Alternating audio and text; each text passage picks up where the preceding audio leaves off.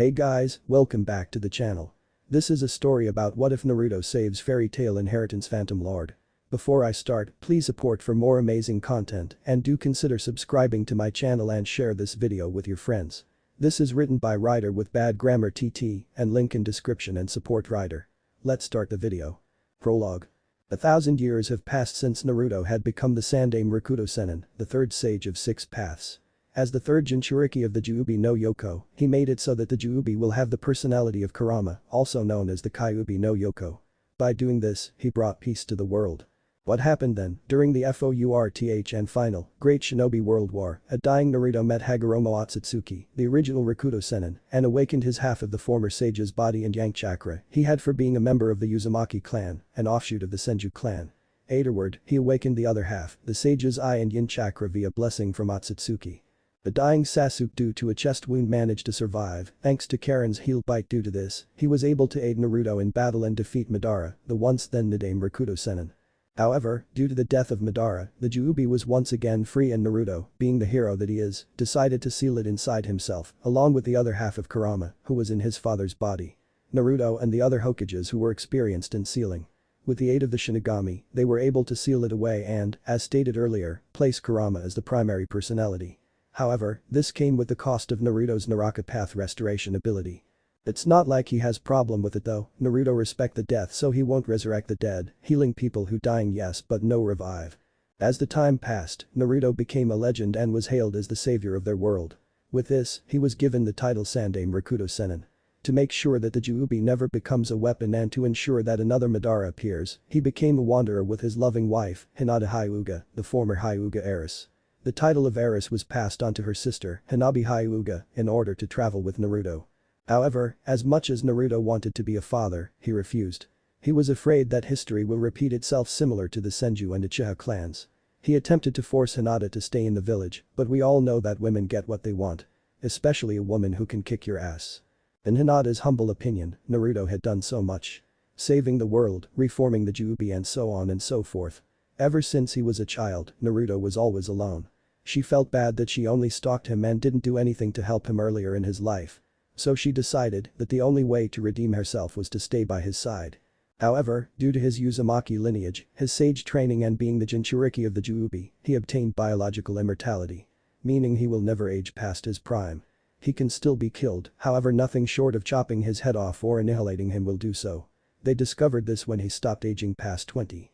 Naruto once again attempted to force Hinata to leave due to his immortality. Hinata only smiled and said, I had refused to marry other men and gave up my rightful place as a heiress to my sister so I can spend my days with you. Didn't I tell you I will always be by your side? I will always stay with you until Shinigami-sama takes me away. Naruto couldn't bring himself to turn the Hinata away. So she stayed, gave her love, gave her years and everything else to him. She had been around 90 when she breathed her last. Don't ever lose hope Naruto Koi. I will always love you, one day you'll find yourself in a situation where Kami will give you a chance at true happiness. While I miss my little sister and all the others back home, I know I'll join this soon.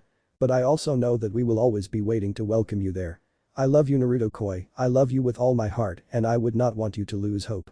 I want you to keep your word and never give up in the pursuit of true happiness because that is our ninja way.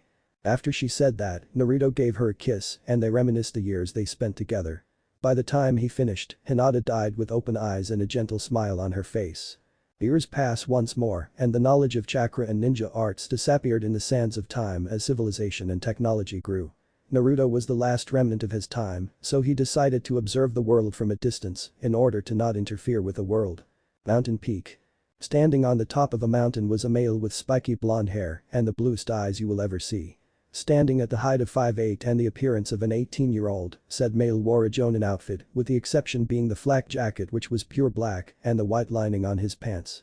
On top of this he wore a white short-sleeved coat that had blue and red flames licking the bottom, similar to the coat of the Yondaime Hokage, but instead of Kairoi Senko written on the back it was Sandaime Rakuto Sennin. Strapped on his back was the toad summoning scroll and on top of it was a blue scabbard. Said scabbard held the Kusanagi no Tsurugi. In his right hand he carried a Buddhist ringed staff. This man is Naruto Uzumaki Namikaze Senju, he prefers Naruto Uzumaki, his name's a mouthful, the last shinobi and sage of his era. Looking closer into his eyes, you will see concentric circular patterns and a slit pupil. It's been many millennia 2013 A. And I was thinking Judgment Day will come at 2012. I just woke from my 100-year sleep and the first thing I hear is your babbling. Naruto blinked when he heard the familiar voice. After a few seconds of mental processing, he smiled and then began to meditate. When he opens his eyes, he was no longer in the physical realm, he was in his mindscape. And the fox now has become 10-tail instead 9-tail. Nice to see you Kurama, already 100 years. Naruto grinned. It's been a while, kid. How was the world since I was last awake? Pretty boring honestly. There's peace, but I haven't found true happiness yet I don't know what to do. Naruto's eyes suddenly looked dark, weary and tired. Yet they still had a burning passion. Be patient Naruto, Kami-sama has plans for you. Indeed I do. Kurama and Naruto blinked, then turned around only to see a bright light in his mindscape. They covered their eyes and saw a glowing figure, clearly human in shape, but any other features were indistinguishable, seemingly changing all the time. Hey Kami-sama. Hi, I am Kami the being said warmly. Oh Kami-sama, it's an honor to meet you. To what do I owe this pleasure? Naruto said politely with Neil, only to hear a chuckle from Kami. Now, just relax, talk like usual. Hi. Naruto was now in a stand similar to Kakashi, only without the book. This earned sweat drops from both of them. Actually Naruto-kun, since you seem rather apathetic to this I will take the form of your mother instead. The glowing form soon faded into a red-haired beauty known as Kushina Uzumaki. You wouldn't want your Kachan to get angry, wouldn't you Sachi? She grinned. Hi Kachan. Naruto responded immediately. Whipped Kurama whispered. Did you say anything Kurama-kun? Kami said sweetly, making the red fox become as wide as a sheet. Kurama shook his head quickly, not wanting to offend the being any further. Naruto had to hold his chuckles in when he saw this. Now let's get to business as to why I am here. Naruto Uzumaki, the child of prophecy, the savior of a world that was once ruled with hatred. For that, I, Kami, will grant you a new life, a new start in a world that has hardly seen war. A world of magic. A new world wait magic. Kami continued on, ignoring his outburst, Kurama will be brought along, being a separate entity with only half of his current power. Although he may keep the amount of tails he has. He will also have the ability to manipulate his size, makes everything easier. Naruto wasn't stupid enough to argue with Kami however, about my immortality. We will discuss that later. As much I want to reunite you with your family, but it's not your time yet Kami sighed sadly and make Naruto lower his head, Kami seeing this decide to waved it off. Now let's move from gloomy part. You will be keeping all your skills, which will be classed into a new branch of magic, Chakra Sosa. Also you will have to learn everything from scratch, with the exception of your eye techniques, I will also teach you one magic, and like a good shy air mage, you can learn more magics over the course of your life. That was a mouthful. Naruto deadpanned. Anyway, here the list of magics you can learn pick it up, Kami tossed some note, and Naruto took it. From many magics few caught his attention. God Slayer magic, Devil Slayer magic, Arc of Time, Dragon Slayer magic, Make magic, Gravity magic, Living magic. But among them the most what caught his attention is God Slayer. Naruto said in surprise. A magic that able to slay God. He don't know about magic, but isn't it dangerous to have such magic? God Slayer magic are magic that able to slay God. However it won't able to slay high-class god like me or Shinigami. It only can slay lesser gods and demigods Kami explained. That sounds tempting I pick that one Naruto stated with grin. Very well. I will give you basic knowledge on God Slayer magic, which can slay lesser gods and demigods. You yourself have to train and make techniques to have a larger arsenal of this type of magic, you'll have to decide an element though. Also I said you can learn more magics, but you only can learn one more magic. You only can possess 2 magic not more than that so pick the second with wise. Anyway, I have said what has been needed to say and now goodbye. By the way, you can't tell anyone about me. Naruto felt his vision blur and warp. Some location in a forest. Kuzo. My head it's like I popped 1,000 cage bunchen all at once. Naruto groaned as he sat up. No kidding Kurama groaned as he stretched his tiny limbs. Naruto turned to see an orange 9-tailed Kurama, except he only has 1 tail, and he were in chibi form. You look not scary at all Naruto deadpanned. PFFT. A being of destruction as myself always looks scary. They promptly heard a rather loud roar somewhere in the distance. Naruto instantly was able to find its location due to the ridiculous amount of ill intent in the area. Wanna check it out? Sure, it'd be boring if we didn't Kurama responded, jumping onto Naruto's head, onward. They dashed through some foliage and in a few minutes, they arrived at the location. A random clearing, what's with these clearings having epic battles in the forests anyways? Anyway, they hid in a tree and spotted a short girl with long and wavy blonde hair that reached down to her feet with some hair pointing upward. She had large iris-less green eyes and a childlike body. She wore a frilly pink layered robe with a red ribbon tied in a bow around her neck. Around the chest are 3 blue diamond patterns with half diamonds above. Each of the geometrical patterns were outlined in hot pink. Along with these she wore wing-like adornments around her ears with small hoop earrings. They were pretty sure she was barefoot right now, which was odd. Most girls don't like getting dirty feet. She had several bruises and wounds, a cut on her forehead, and some of her clothes were tattered. Naruto turned slightly and spotted a rather large beast with wings, which he recognized as a dragon from the books he read. How convenient. Looks like she needs help, Naruto spoke. No duh, want me to take him? Nah, I want to see what happened to my skills, hope they haven't dulled. They probably did though, I never had great battles since last time I fight with Azrael Uchiha, Sasuke descendant 100 years ago. Kurama promptly jumped off his head and onto a branch. The dragon lifted his claw and swiped it at the girl, who attempted to dodge but suddenly grabbed her ankle in pain. Naruto jumped between the girl and the dragon, who was in mid-swipe. Shinra Tensei. Almighty push. The dragon, at least he hoped that was what it was called in this world, was knocked away by a powerful force that tore the ground apart. Hey kid, you okay? Naruto asked, looking at the girl. The girl noticed that his eyes were purple and had concentric rings around them. Yeah, I'm okay. But who are you? The girl asked wearily, and Naruto quickly caught the tone. I'll tell you later, kiddo, but lizard face over here seems to have recovered from the attack. The girl's eyes twitched when she was called kiddo. Sure, she was short, but she wasn't a kid. She was about to retort before a rather loud roar interrupted her. Another human. You are all like insects who keep on coming. It roared. The dragon rushed at them with surprising speed, but Naruto reacted quickly by lifting his arm out. Shinra Tensei. Almighty push. He wasn't sure if he still had chakra, as the energy in his body felt considerably lighter, pure, even maybe it's mana or something from the stories he read from the past life. That was what they called it. Maybe it might be right, maybe. Remembering that Kami had classified his abilities as chakra sosa, he decided to finish this all cool and awesome. He had a damsel in distress to impress after all. The girl was rather amazed at what he did. An attack that launched the dragon away so easily must be a powerful skill. He must be an S-class mage. She, however, was rather confused when he made rather fast motions with his hands. While making symbols with your hands were common parts of magic, the speed of what she witnessed was ridiculous. He then placed his palms on the ground before shouting out his spell. Chakra Sosa, Mokuton. Shichikram no Jutsu. Chakra manipulation, wood release. 4-pillar prison technique. Wooden beams started growing out of the ground at an incredible rate. Once it reached a certain height, it closed itself off at the top, creating a wooden prison. Such an odd yet amazing magic, the girl thought in awe. Do you think a wooden prison can stop the great case? The dragon shouted before inhaling a large amount of wind, which was quickly launched at Naruto. Naruto calmly looked at the wind attack before looking behind his back and giving the girl a smile. He flashed through the hand signs quickly. Chakra Sosa. Gyuuken no Jutsu. Chakra manipulation.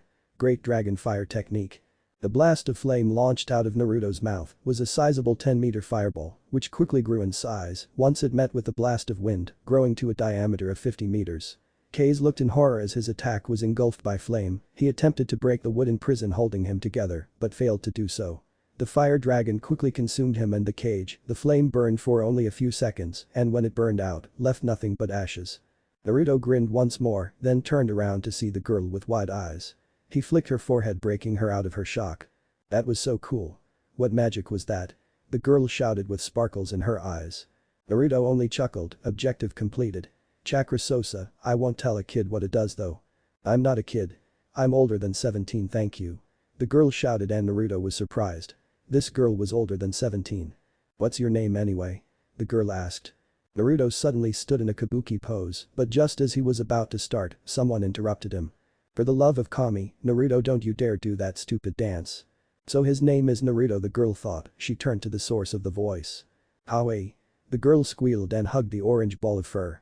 Kurama was able to slip away and hopped on Naruto's head. Howie. I am not kawaii, little girl. I am a being of ultimate Degak. Kurama fell of his perch when Naruto tilted his head forward, also interrupting his speech.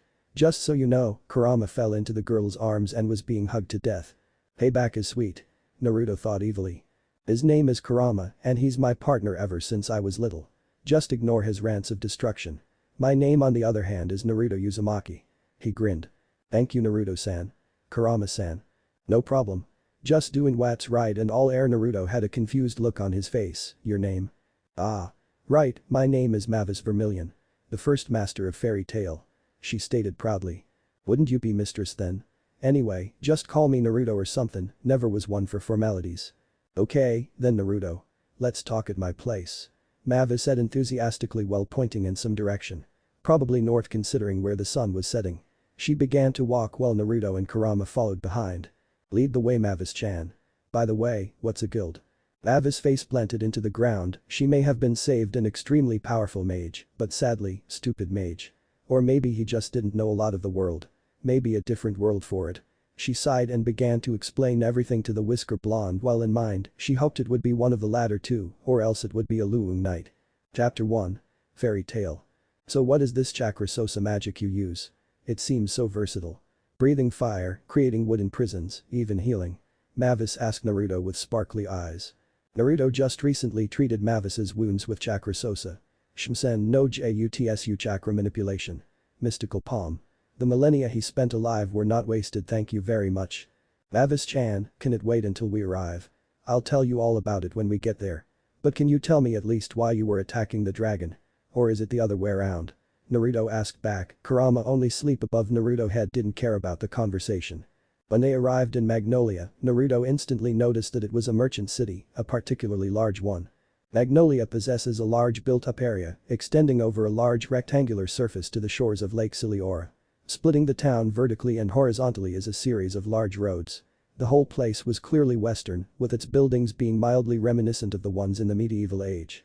Located almost in the center of the town, overlooking Central Path, a horizontal road where events and parades are held, is Cardia Cathedral, one of Magnolia's most important and distinctive landmarks. In the southeastern section of the city is the train station, which, to the west, has the Half-Coker Hotel Bar, the toy store Tom and the magic store Lendis.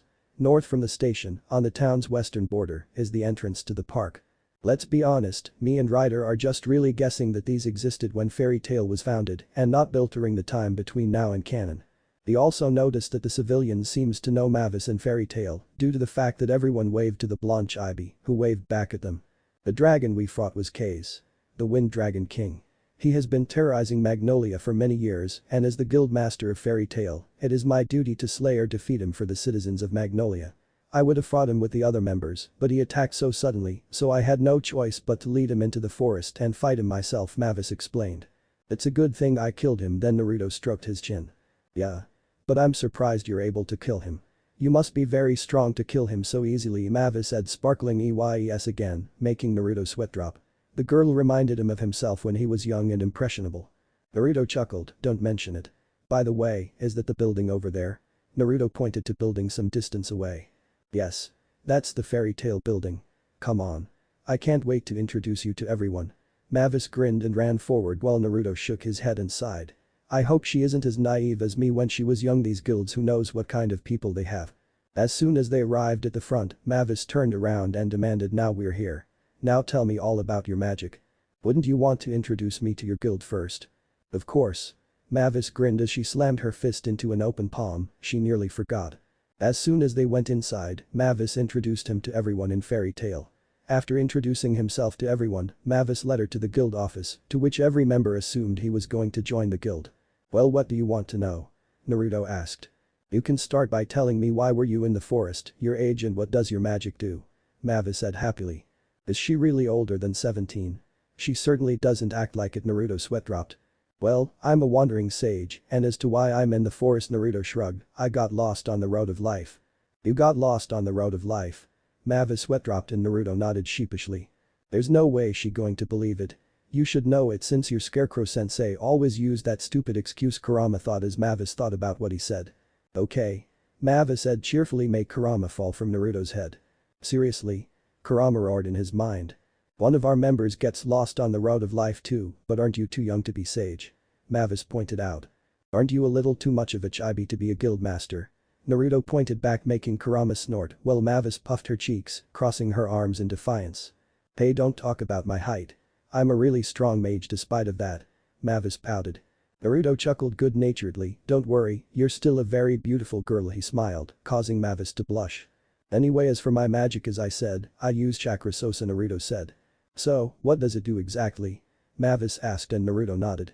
Chakra sosa uses your body's energy along with Eterano to manipulate the very elements themselves. People who use this magic are usually predisposed to one or two elements and given enough training, can use any of them. There are a fair few types of chakra sosa.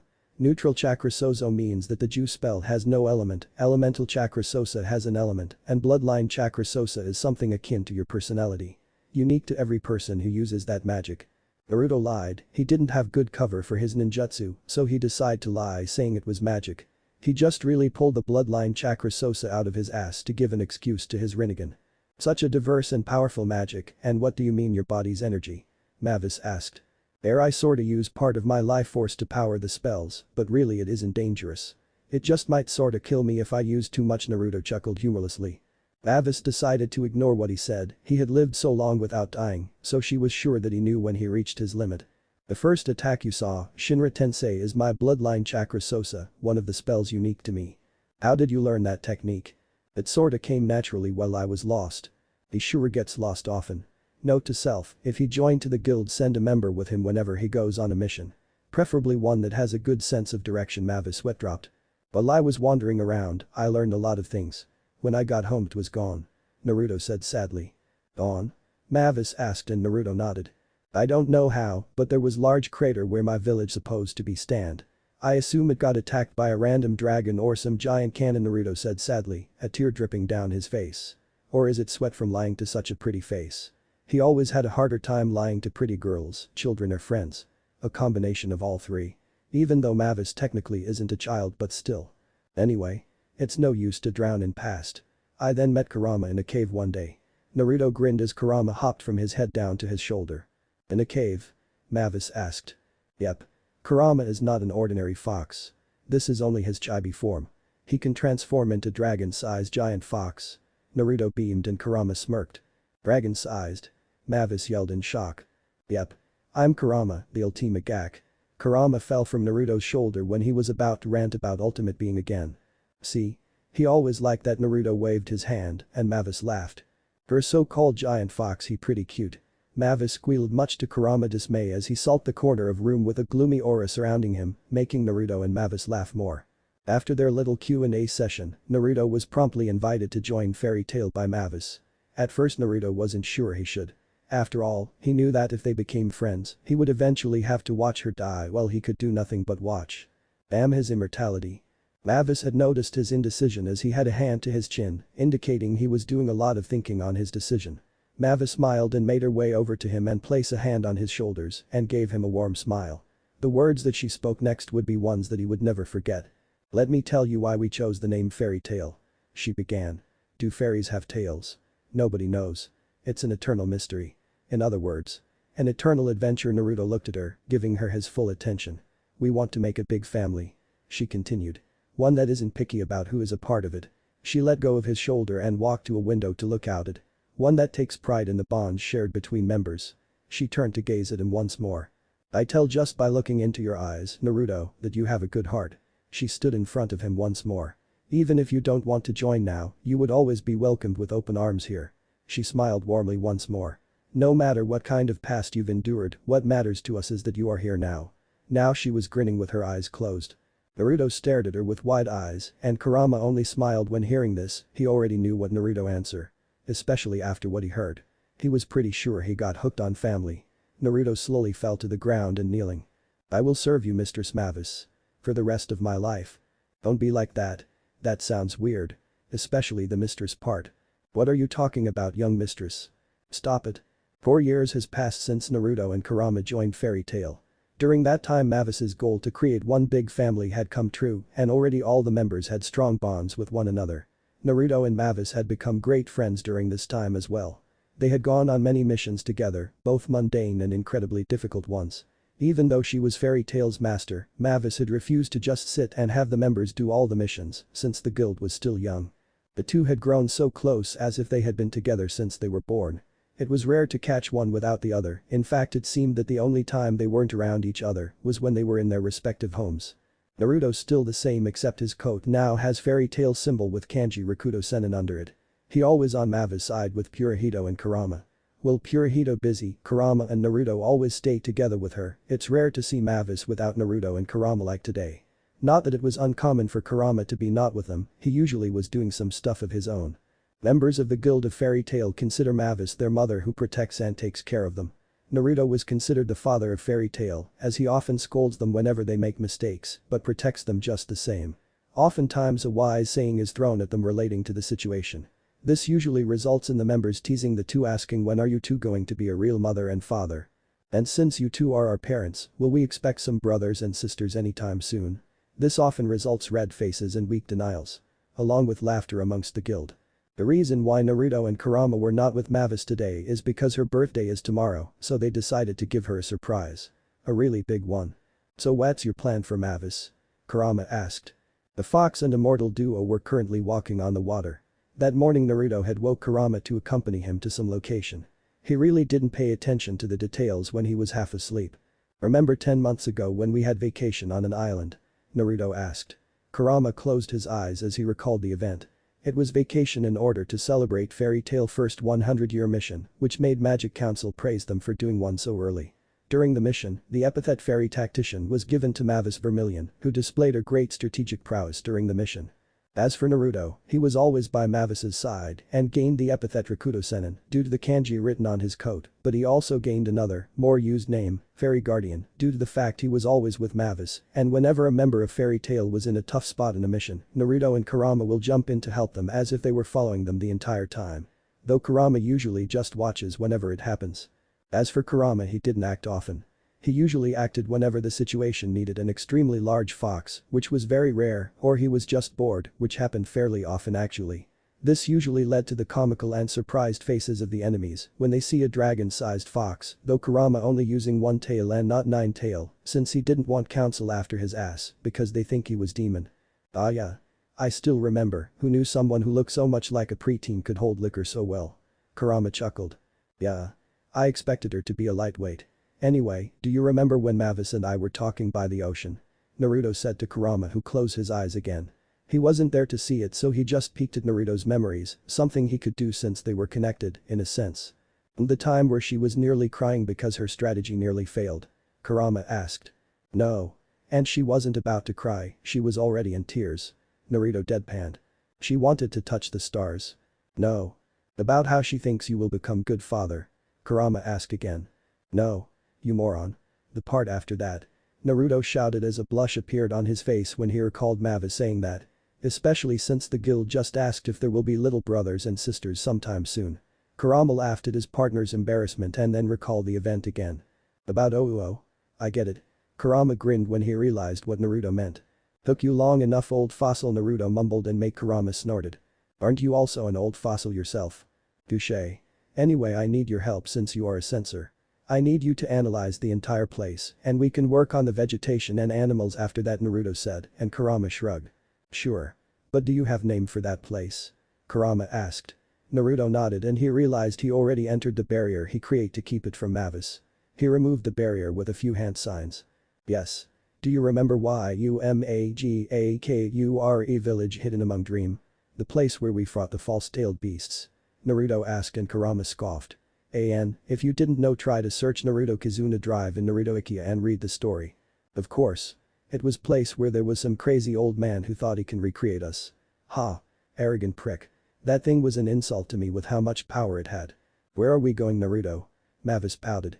After the birthday surprise from the whole guild, Naruto asked her and the entire guild to celebrate somewhere, but Naruto didn't tell them where. Mavis used everything she had in her power to get him to tell her. She even attempted to ban Raymond from the guild. Naruto held steadfast, proving that he really wanted to surprise her. Yeah, we brought the party tool as well. Do you know how hard it is to bring it along? And in such a small boat too. Walrod protested and the other members yelled in agreement. Just relax. We're almost there. Naruto assured. Mavis only pouted while the others only sighed and a few shook their heads. A few minutes later someone asked, hey. Is that magic barrier? Ah, everyone's here. Everyone's head looked to the source of the voice to see a floating Kurama in wolf's eyes with his one tail waving. Yo. Kurama, is everything ready? Naruto shouted to the fox. Yup. Undoing illusion now. Kurama yelled as he began to concentrate. Naruto grinned then turned to everyone and cleared his throat. Everyone. I present to you. From behind Naruto an island appeared. The island stood alone in the middle of the sea, with no other isles visible in the surrounding area. 'Twas a mildly small, rocky and steep island covered by lush vegetation, both bright yellow and green in color. One side of the island is shown to be particular rocky, possessing large formations jutting outwards from the ground, one near the shore, protruding above the sea, and the other near the center of the island, overlooking it. The latter has a pair of waterfalls falling down from it in a small lake below.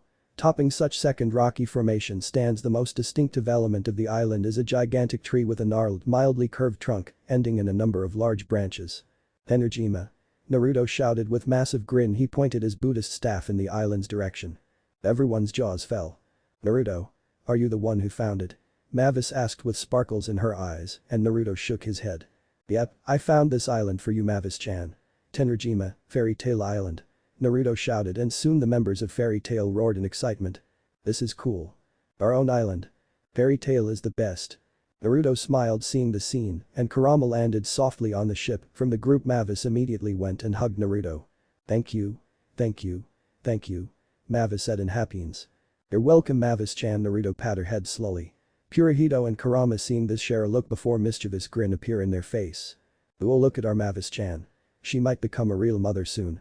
Purahito said, and this made everyone quiet down, while Mavis, who was still hugging Naruto, immediately released him and blushed. Yeah.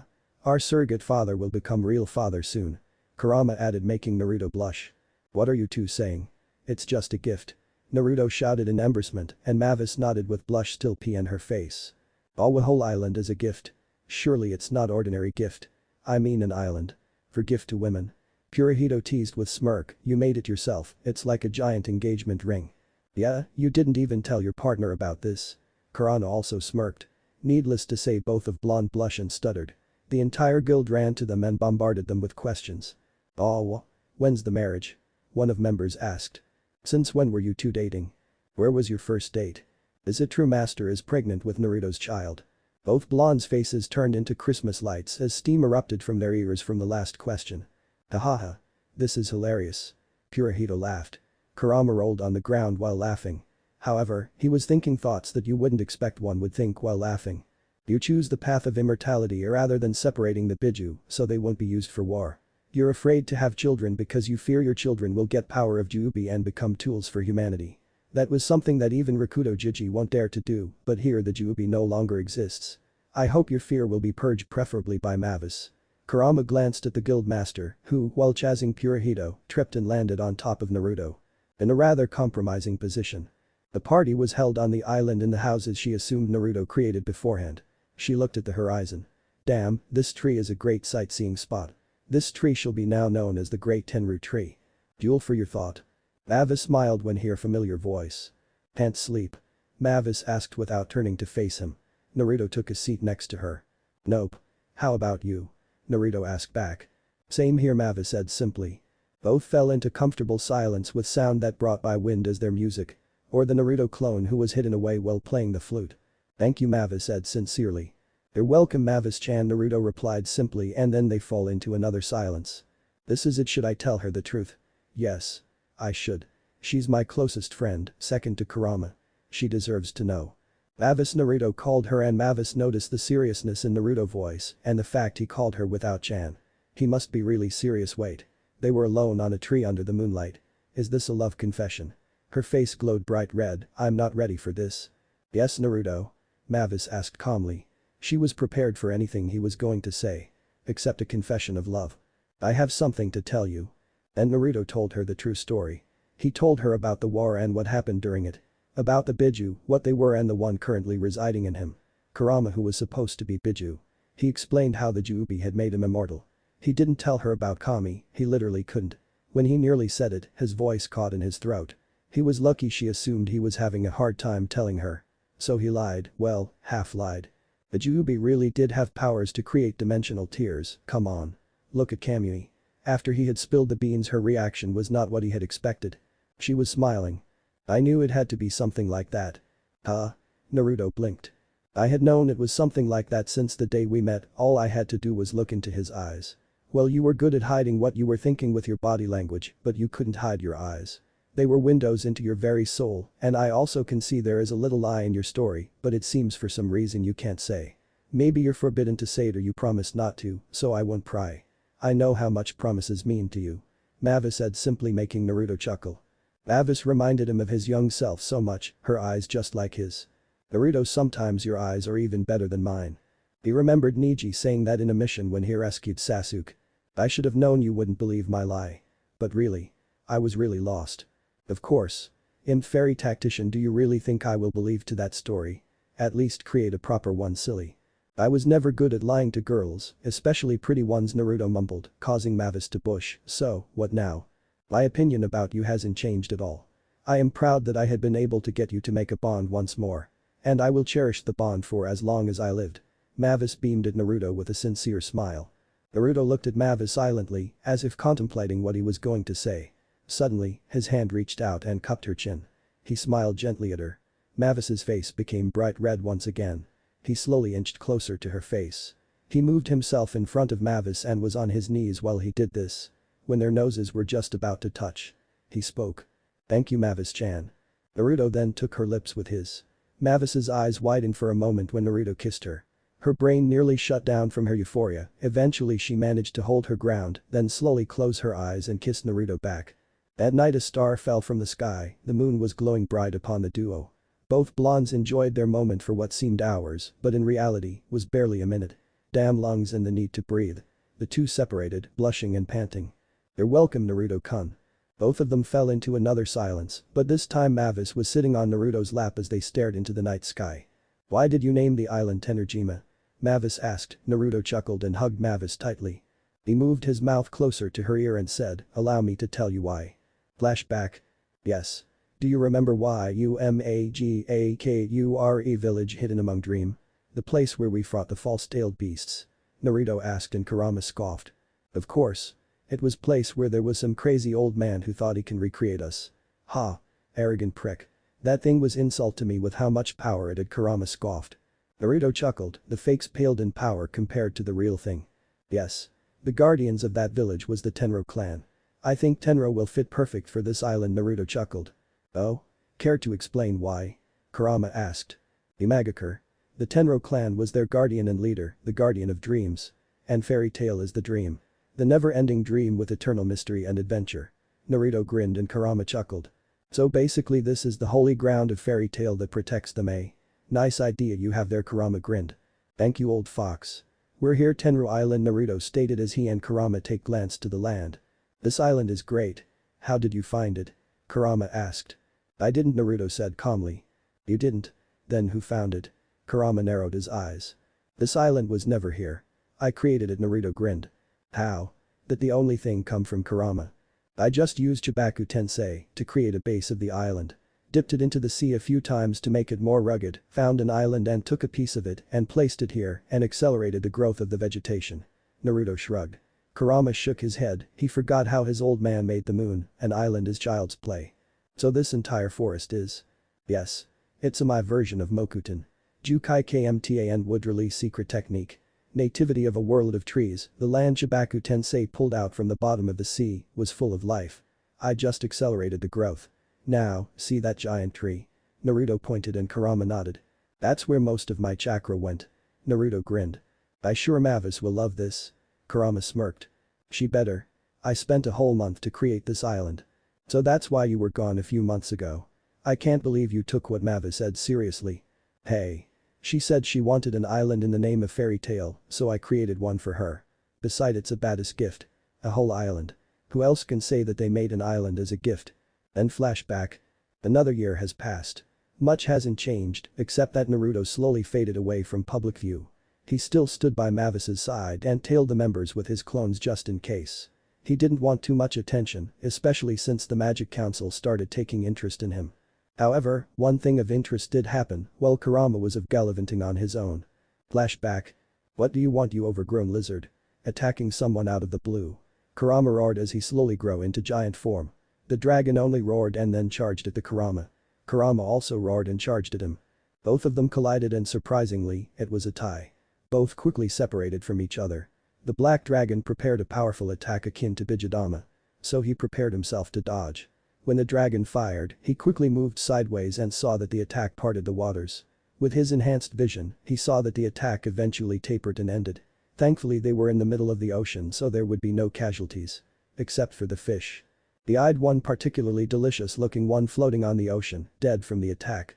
He was going to take it when this was finished. Kurama seeing the dragon just roared take chance and tackle the dragon away before shoot little Bijidama to the dragon. At least at 3 times stronger than Jupiter cannon. The dragon seeing this surprised and get caught by the crimson beam make him coughed. Kurama didn't give the dragon chance as he quickly grabbed the dragon throat and bind him using his tails. Kurama then drag him to the sea with unbelievable speed, intent to drop him just like a moto wrench. However the dragon managed to get free before he hit the sea and fly few feet above the sea. Kurama meanwhile standing on the water with chakra. Both beasts growled to each other before they charge again. The beast slashed with his claw which Kurama blocked with his tails.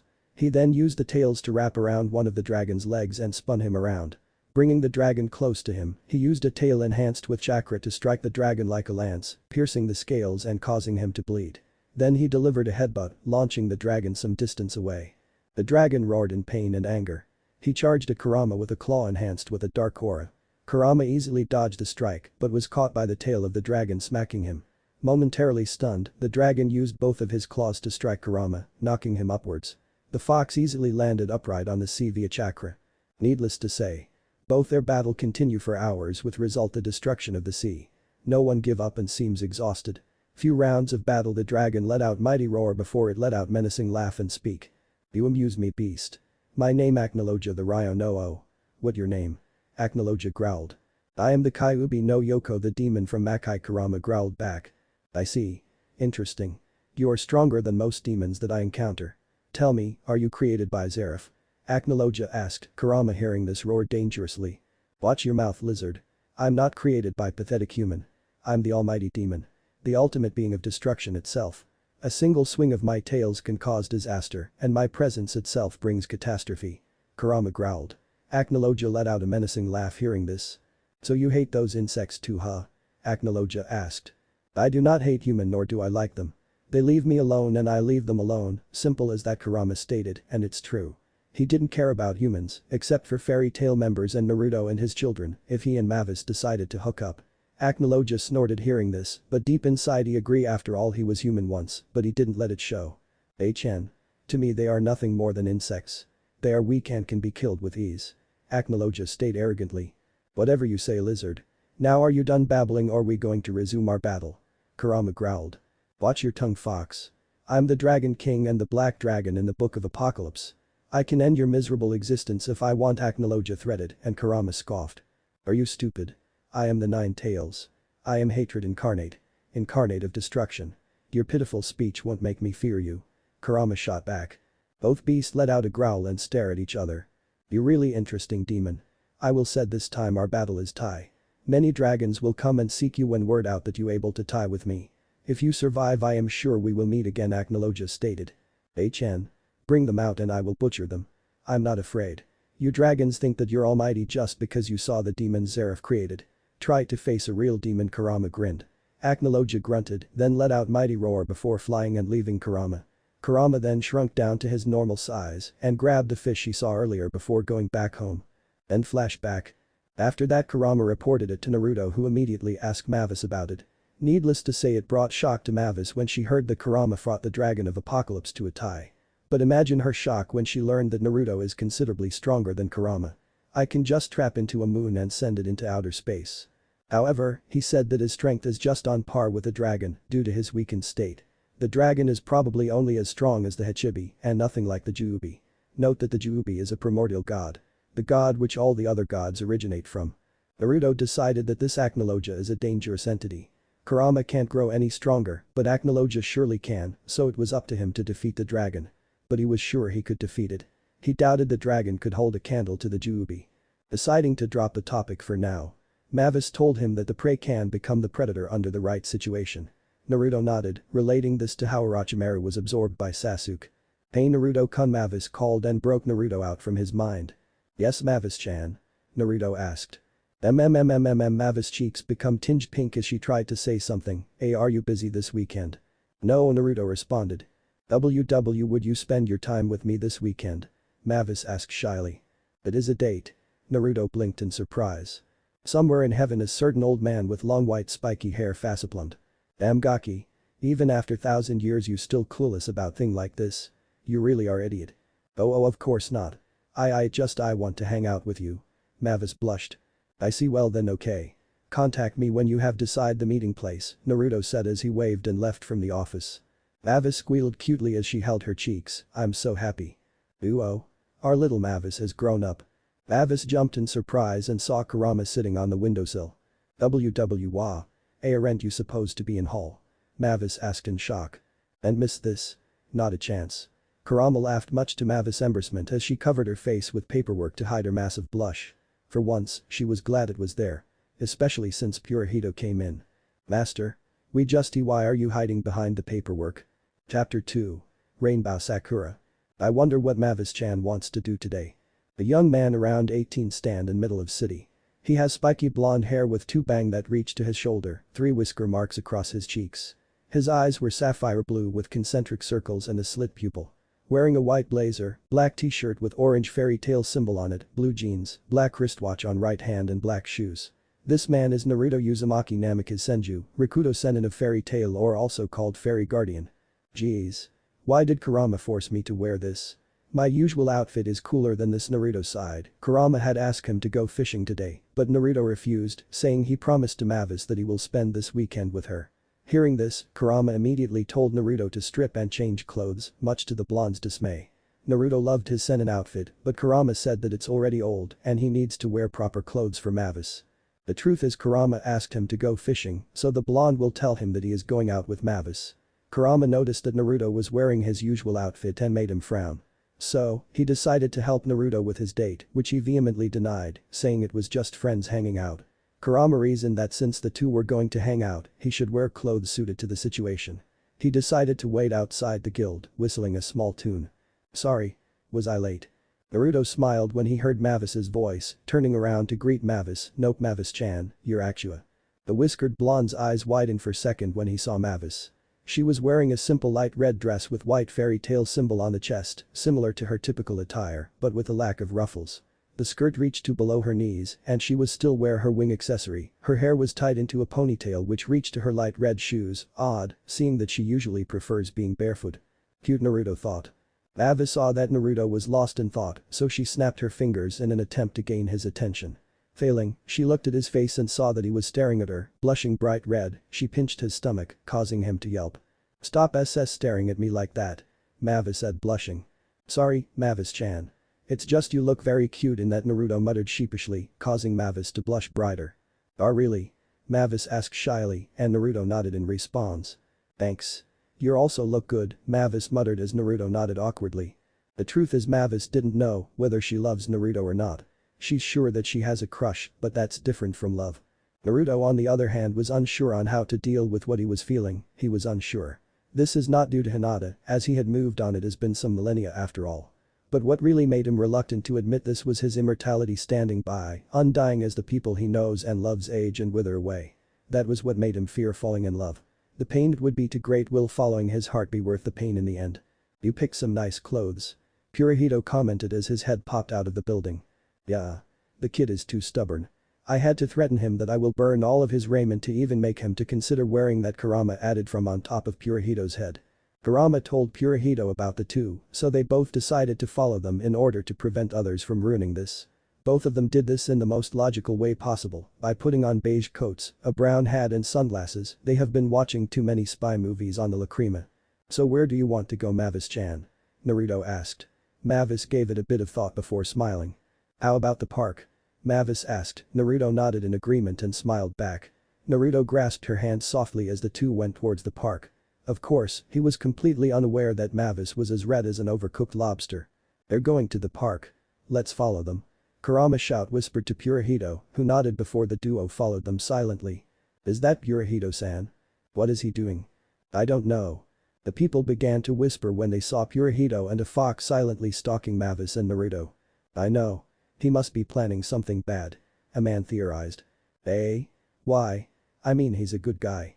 What he's planning? No. Not to us but to Mavis and Naruto.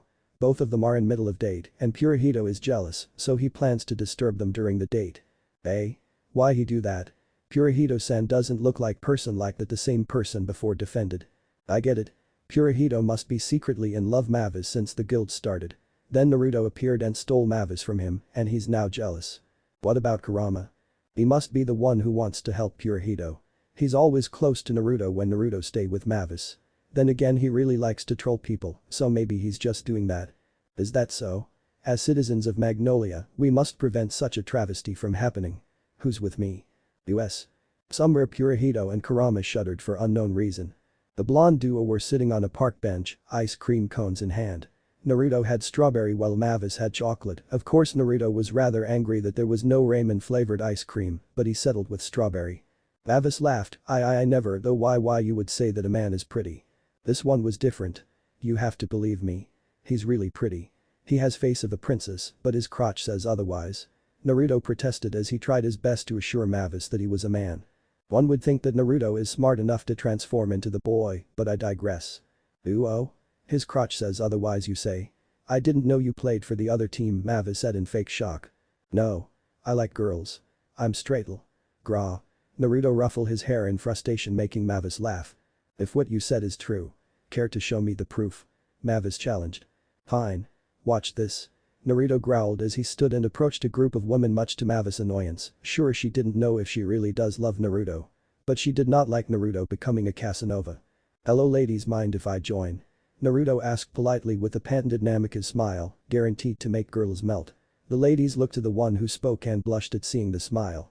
He's an idiot, Kurama deadpanned from behind a bush. I agree with you, Purahito added from behind the tree. The duo let out sigh when they see Mavis' eyes twitching when she sees Naruto laugh with the other women. They retreated a small distance when she started staring in their general direction. Strange, I feel like I should have Naruto prank Purahito, Mavis said to no one. Purahito, who heard this as he was retreating, prayed to Kami above to save him.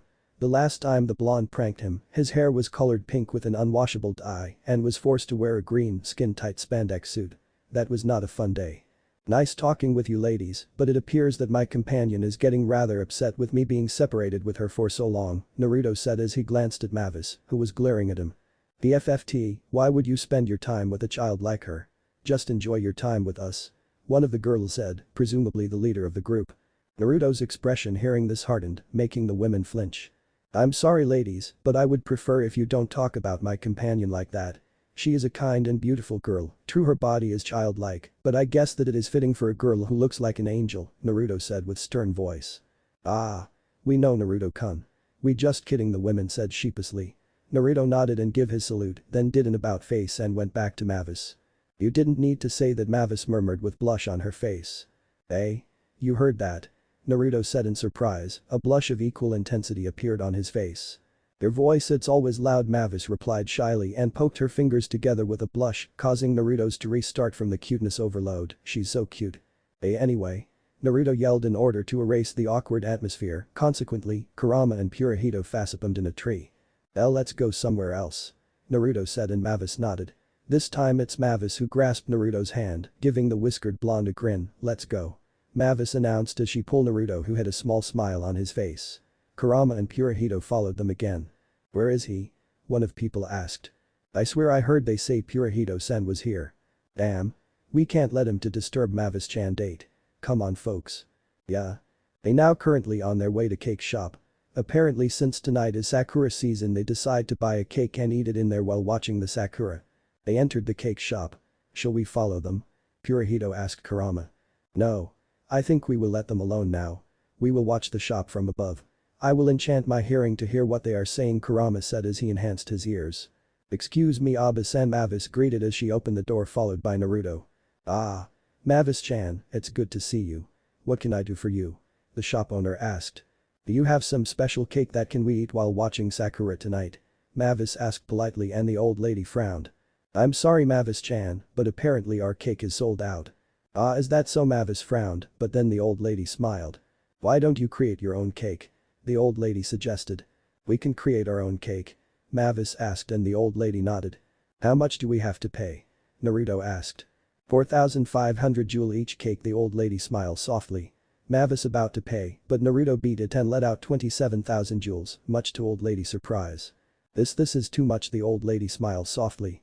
We create 2 cake, but I pay more just in case our cakes fail on our first try, Naruto smiled back. But. Just take it, Abe-san. You can even keep the change. Naruto said gently, but his eyes left no room for an argument. Follow me to the back. Naruto smiled and nodded, followed by Mavis. You are very kind, Mavis stated. You know me for 4 years and you just realized it now. Naruto deadpanned. No. You're always kind, I'm just saying. Mavis stuck her tongue out, make Naruto chuckle. They then arrive in the bakery section of the shop. Usually, you would be with others who would also be making cakes, but you can use this place privately for now. Thanks, Abe-san. Mavis and Naruto said in same time. The old lady nodded with kind smile. Before she leaves, she give wink to Mavis, making the chibi blonde blush. Kurama, who heard this, told Purahito, and the two decided that they should leave the two to their own devices. Unknowingly avoiding the townsfolk who were hunting them. Back with Naruto and Mavis. So let's make cake. Naruto stated as he removed his blazer and put on an apron. Mavis smiled and used requip. Now she was wearing a hot pink blouse with a white fairy tale symbol on the middle of her chest, an orange handkerchief is tied around her head. Her wing accessories were probably stowed away since it would get in the way. On top of her blouse she wore a green apron. If you want to see, you can look into DeviantArt search just for you Mavis Vermilion. She looked so cute, Naruto thought as he looked at Mavis, who smiled at him. I wish I can use requip, Naruto muttered, making the chibi giggle at him. Come on. It's already 2 p.m. If we want to watch the Sakura, we have to be in Central Path at 7 p.m. Mavis grinned as she started to work, followed by a sighing Naruto. The blonde duo enjoyed their time while creating cake. Naruto was the primary speaker as he told Mavis about his time in the world when he found about cell phones. He nearly dropped the damn thing when it started talking, believing it was possessed by an evil spirit. This made the younger blonde roll on the floor in laughter. Naruto barely resisted the urge to glump her, she was so cute. Due to the amount of movement Mavis made, she accidentally hit the table, causing a bag of flour to fall on top of her, coloring her white. Naruto promptly erupted in laughter. Hey. That's not good thing to do. Mavis pouted, but Naruto ignored her and keep laughing. She then grinned, picking up a smaller bag of flour, she threw it right at Naruto's face. The bag erupted and covered Naruto in flour, causing Mavis to laugh. Why, you little. Naruto then grabbed some flour and threw it at Mavis, making her sneeze. It was just a matter of time as fruits, eggs and all sorts of ingredients were thrown around. Damn, was he glad he gave the Abe-san so much money she'd needed. The miniature war promptly stopped when Mavis tripped and injured her knee. Ouch. Mavis yelped as she fell. Naruto saw this and used a wind jutsu to blow away all the flour from both of them. You have to be careful, Mavis-chan, Naruto said gently as he placed his hand on Mavis's knee. A green aura covered his hands, indicating the use of chakra sozo. Shosen. Mavis winced as a few tears leaked from her eyes. Don't cry, Mavis-chan. You fought with dragon, but this little wound made you cry. Naruto teased. I'm not crying. I'm not crying at all. The flower entered my eyes when you blew them up. Mavis protested, but the blush on her face is enough to prove that she was lying. Naruto smiled gently and used his thumb to wipe away Mavis's tears. Thanks, Mavis mumbled with blush. You're welcome, Naruto smiled warmly and Mavis looked into him with massive blush. Naruto wonders if she was trying to do this to appear cute on purpose. Both of them were looking at each other. Naruto's hand, which was still placed on her cheek, moved to her chin, angling her face in order to. I heard some noises from here, are you two okay? The shop owner asked as she entered the room. The two blondes then realized their position, quickly separated and blushed as they looked shyly away from each other. Oh my. I'm sorry to disturb you two, don't let this old laddie got in your way. The old lady left from the room before both blonde can say anything. They fell into an awkward silence for a few minutes before Naruto spoke. Let's create the cake for real this time. We're almost out of time, Naruto said sheepishly, and Mavis nodded. The duo then began cleaning up the mess they made before working on their cake. Now Naruto and Mavis were sitting at the side of a growing sakura tree. Most people took a seat under large and good trees, so Naruto and Mavis were only able to sit under a small tree that is still growing. Kurama and Purahito were once again hiding. There are larger trees on the other side of the park, would Naruto pick that spot? Purahito asked in confusion. Well, Kurama appeared to be deep thought before a smirk appeared on his face. What? Purahito asked, seeing the look on Kurama's face. Just wait and see, Kurama said simply. Moo, I knew it would be crowded and all, but is this really the only tree left? Mavis pouted. This little tree is fine, it's like you in a way. Small, but beautiful, Naruto said sage-like. Thanks, Mavis said shyly, trying to shake off the blush. How about we eat our cake? Naruto asked as he brought out his cake box. Yeah? Mavis grinned. They fell into awkward silence for a moment. Both of them closed their eyes and held their cake box tightly. Here for you. Both blondes blinked. They then opened their eyes and realized they gave their cake to each other. Both of them laughed at this. So we're gonna be trading cakes, eh? Naruto asked. I guess so. Both of them opened the boxes to reveal the cakes. The cake Mavis made was a square strawberry cake with white cream lining the edges and the fairy tale symbol on the middle, below it was written for Naruto. Naruto's cake is a circular chocolate cake with white cream around it, 2 cherries were on either side of the cake and in the middle was Mavis's smiling face made in icing. Written below it is for Mavis. How do you make this? Mavis asked in awe. Please, that's a piece of cake, pun intended. That, and I have a lot of practice Naruto answered and Mavis noticed the underline a lot mean. Naruto has life for 1,000 years. You didn't do too bad on your cake Naruto complimenting as he observed the cake make Mavis grin. Why don't we eat it together? Sure. Both of them ate a bit of the cake. It's so tasty. Mavis squealed. She looked at Naruto expectantly. Anything you make for me always tastes great. Naruto grinned and once again, Mavis blushed brightly. Play I Say Yes by Ichiko I don't own this music. But I own it in my phone P. I say yes Udo Kimi no Soban I Irio. Anamirai ga bakura wo tameshidit kiddo. I still wanna sit under a blooming sakura tree Mavis pouted. Naruto who just took another bite of his cake blinked hearing this, he glanced at the sakura tree next to them and to Mavis again. To the tree. And Mavis he then grinned. Mavis-chan could you stand for a moment? Naruto asked. Mavis blinked but nodded. Ah, Futari no anme maguri no wa. Himi no Coca-Cola Kara. Naruto then packed his cake and handed it to Mavis who tilted her head cutely in confusion. Supinkai na dekagodo ashiasi katimo.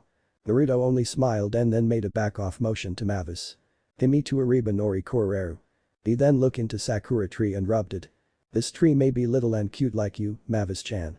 But that's not how others see people Naruto spoke softly. Takameki to Makenkai too. We should never look at people's physical appearance. Iraharate hara hara suru kido. What truly matters is what is inside them, just like this tree. Stay with me Tadakimi wa mamorita yo.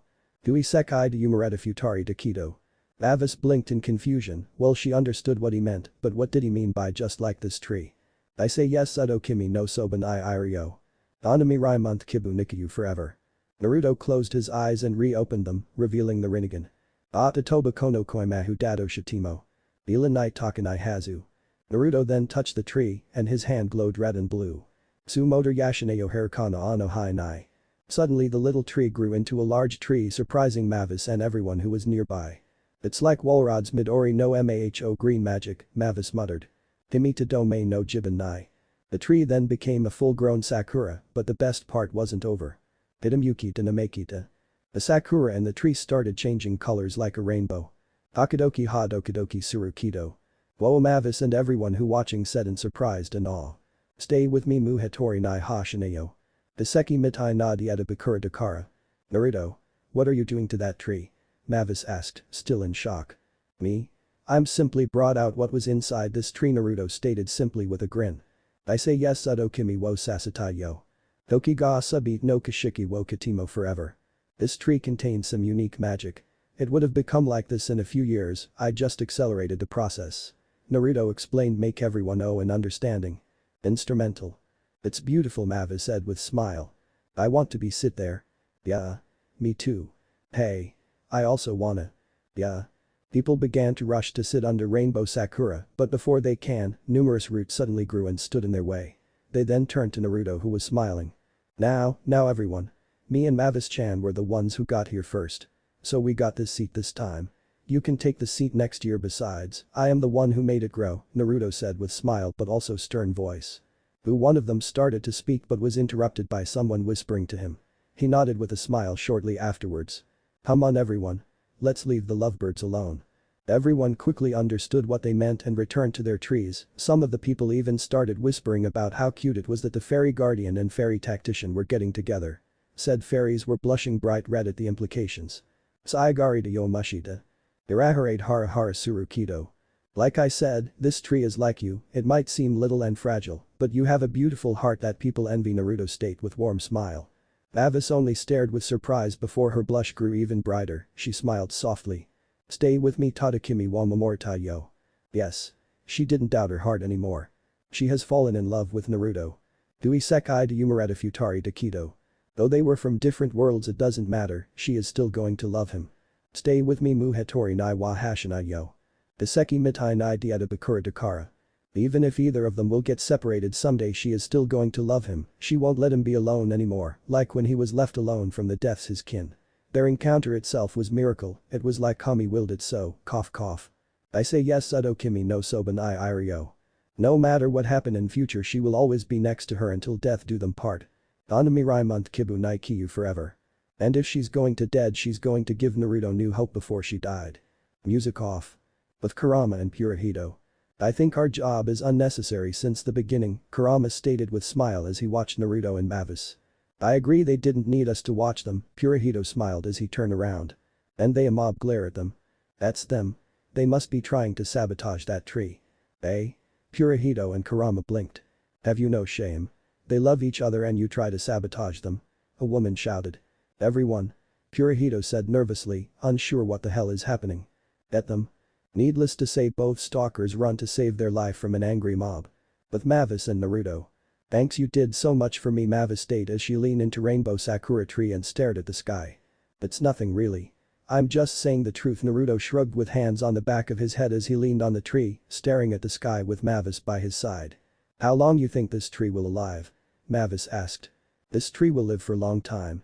I able to sense it magic when I near it due to fact I'm a sage that able to communicate with nature, perhaps Kurama also able to sense it if he near here. Not only that, I bolstered its life with magic, give or take it will take a few centuries to die. Naruto stated simply and Mavis merely nodded. Unknown to both blondes, the similarity of the tree and Mavis doesn't end there. Naruto-kun. Mavis called as she slowly stand and brushed her skirt. Yes Mavis-chan. Naruto asked as he looked into Mavis, who smiled. Close your eyes. I have something for you, Mavis said, and Naruto did it. He was rather curious, was it a bowl of ramen? Mavis slowly approached Naruto and kneeled on his legs, she slowly and tentatively grabbed his face and brought her lips to his. Naruto's eyes widened in surprise, but he slowly returned the kiss to Mavis. Both were unaware of the cheering of the other people behind them, as they were lost in their own world. As if it's another blessing from Kami, Naruto just released more chakra into the tree, the rainbow Sakura glowed even brighter and shined upon the couple, followed by the sky clearingok. This was not caused by his chakra, revealing a full moon and even more stars shining onto the couple. At night the rainbow Sakura was born and the Blossom Viewing Festival grew in popularity. It became the most anticipated festival in Magnolia due to the beauty of the rainbow Sakura, which glowed with the colors of the rainbow during the evening, a perfect sight for dating couples. Fast fact, the first tree can be reserved by men about to propose to their women, and the smaller trees that grew around it were reserved for the men who are going in for the kill, so to speak, become a couple. But to Mavis Vermilion that day was very special, not because of the festival or the tree. It was the day where she accepted her feeling and gave her first kiss to the man she loves. Chapter 3. Clash of Storms. You leave for a month? Mavis yelled. Yes, Naruto nodded. But why? Mavis asked with sad face. Apparently Naruto, who just got back from mission to exterminate Vulcans somewhere, asked permission from Mavis to travel around for a month. Is it because me? Am I not good master? Mavis asked as tears start to merge from his eyes, make Naruto panic. No. It's not because of you. Listen to my story first. Naruto waved his hands in panic. Okay. Mavis grinned as if the sadness before his pasted 1,000-year. It's not my place to say, but she are strange, Naruto's sweat dropped. The reason is. Flashback. You do realize with uncontrollable magic like that everyone easily can detect you, right? Naruto stated without turn around. He has picked some solo mission today where he went to exterminate some Vulcan in forest. Right now he just about to go back to the village and report about his mission until he felt some dark aura watching him. From the tree behind Naruto a young man appeared. He wears high-collared black and tan robes with gold trim, along with a large flowing white toga draped around his torso. He has short black hair, dark eyes, and abnormally sharp canines. He also wears a circle-shaped necklace. This person is Zeref the Black Wizard. Naruto then turned him with warm expression. And who are you, young one? Naruto greeted. Zeref taken back by warm tone from Naruto and at first time someone call him young one. I'm Zeref. Who are you? Zeref asked and prepared to see Naruto cringed, but to his surprise Naruto merely closed his eyes and tapped chin with finger, as if he thinking something. Ah. The Black Wizard Zeref. I see you not aged, looks like you are immortal. My name Naruto Uzumaki NS. Naruto smiled to Zeref, who's still surprised. Aren't you afraid to me? Zeref asked and Naruto chuckled, make him surprise again. Why should I? You didn't appear to be scary like the story said. Naruto waved his hand. Zeref about to reply, but suddenly he felt his magic start to lost control. No. Stay away from me. Zeref warned Naruto, who merely narrowed his eyes. He about to ask, but suddenly Zeref unintentionally releases a wave of death magic to him. Naruto, seeing this, quickly turn his Rinnegan on and raise one of his hand. The death magic then start to spread and hit the tree around them, killing them instantly, but when it hit Naruto, the magic get absorbed by his hand, much to Zeref's surprise. You absorb it? Zeref asked in surprise, and Naruto nodded with his eyes turned back into original.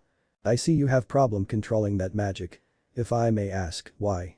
Naruto reply with question. Zeref, seeing no point in lying, start to explain. Zeref stated, since he learned the value of life, he lost the ability to use his magic the way he used to, unless he somehow is to forget the value of life. In the end, Naruto frowned when hearing Zeref's explanation. That was sad for you, Naruto stated, make Zeref surprised.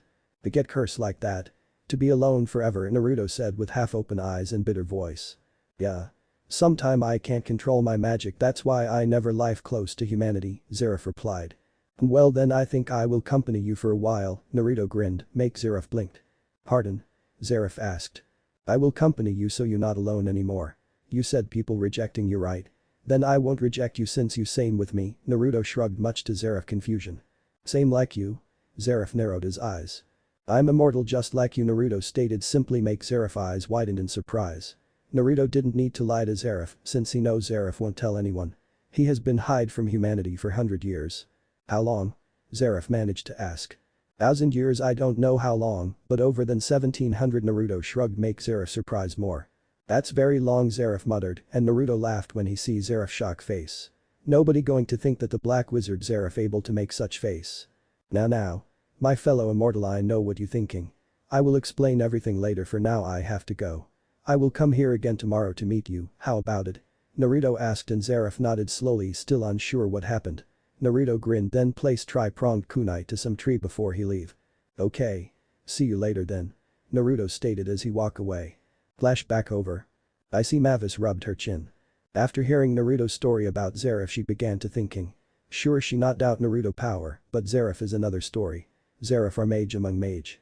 He's considered to be the strongest mage ever alive, even dragon also afraid to him. Okay then, you may leave, Mavis said reluctantly, not because she afraid Naruto died, but the truth, she didn't want Naruto to go. You sure? You sounds hesitant, Naruto asked. It's okay. I just thinking about something beside, I believe you will be okay, I just, Mavis murmured the last part very low that only herself able to hear. Would you like to repeat that, Mavis-chan? Naruto scratched his ear as he leaned closer to Mavis since he didn't hear the last part. No. It's okay. Just leave, okay? I'm fine. Mavis waved her hands with blush on her face. You know you can't hide something from me, right? Naruto deadpan, make Mavis blush more and clench her desk. I going to miss you. The guild not same without you, Mavis said shyly with blush, and her eyes look around make Naruto flinched because cuteness, but he shook his head and erased that thought. Now Mavis-chan, it's not like I'm going to gone forever. I just out for a month, Naruto chuckled and Mavis sighed, then nodded. Fine. When you leave? Mavis asked. Tomorrow morning. I will go alone, Kurama will stay in here since he said I don't want to walk around brooding people. It remind me to that bastard Ichiha. Naruto mimicked Kurama as somehow his face seems take shape into fox, make Mavis laughed. Fine if you say so then. Is that all? Mavis asked with smile and Naruto nodded. Well, I will leave then, Mavis-chan. See you next month. Naruto grinned and Mavis nodded. I know I didn't need to say this, but be careful, okay? Mavis said warmly and Naruto chuckled. I will, Naruto stated as he leave the office, make Mavis sighed. 1 month, Mavis murmured before she sulked in desk in desperation. I'm not crying. I'm not going to crying. I'm not crying at all. Mavis sniffed, but the tears leaked from the corner of her eyes as saying otherwise. Next day. Naruto strapped his kusanagi on back. Instead of wearing flak jacket, he found that simple v-neck t-shirt is more better. He wore long sleeves grey v-neck t-shirt, and instead wearing his Rikudo Senin coat, he wearing familiar coat but not like his Rikudo Senin coat. This coat color is grey with blue flame below and kanji that written maelstrom behind it. He also wearing his face mask, Anbu pant and shoes but decide to not bring his Buddhist staff. I'm ready to go. Naruto grinned. He then active his jutsu and gone in yellow flash. Naruto appear in same tree when he stabbed his kunai yesterday and see Zeref sleep near there. He chuckled and decide to prank Zeref. Don Jutsu transparent escape technique, Naruto whispered and his body become invisible and he walked slowly to Zeref. Boo. Naruto yelled and Zeref jumped in surprise. Zeref look around and find Naruto laughing. I did send some presents but it's very low. I was thinking it's insect. How he do that? Zareth thought in surprise. Now. Don't give me that face, it's just a joke. Have you eat? Naruto asked after he done laughing. No I haven't Zareth said simply. Well then. Come on. Let's go eat. We will eat ramen. I found good ramen in that village when I report the mission yesterday Naruto pointed. What ramen? Zareth asked confused which brings shock to Naruto hey. He's been out of humanity for 100 years. Why you didn't know ramen? Naruto stuttered and Zareth nodded. Naruto immediately went and gave Zareth one arm hug surprising him. Oh poor soul. You still didn't know the joy of ramen. You should eat it. It's the foods of God. Naruto stated with tears and sparkle eyes as he raised his hand to the sky and light shine upon him make Zareth who watching him sweat dropped. Zareth about to comment but suddenly he felt his magic start to lose control. Naruto realizing this active his Rinnegan and when Zareth magic out from his body Naruto didn't get hit. I can't eat in restaurant. My magic. No you will eat in restaurant. I don't care about your magic. I will handle the situation if your magic out of control again, Naruto said sternly. Zareth about to reply but Naruto grab his hand and drag him to the city like potato. They arrive in some restaurant and surprisingly Zareth magic still not leaked out yet. Welcome to Naruto-san. It's you, I don't know you come back quickly.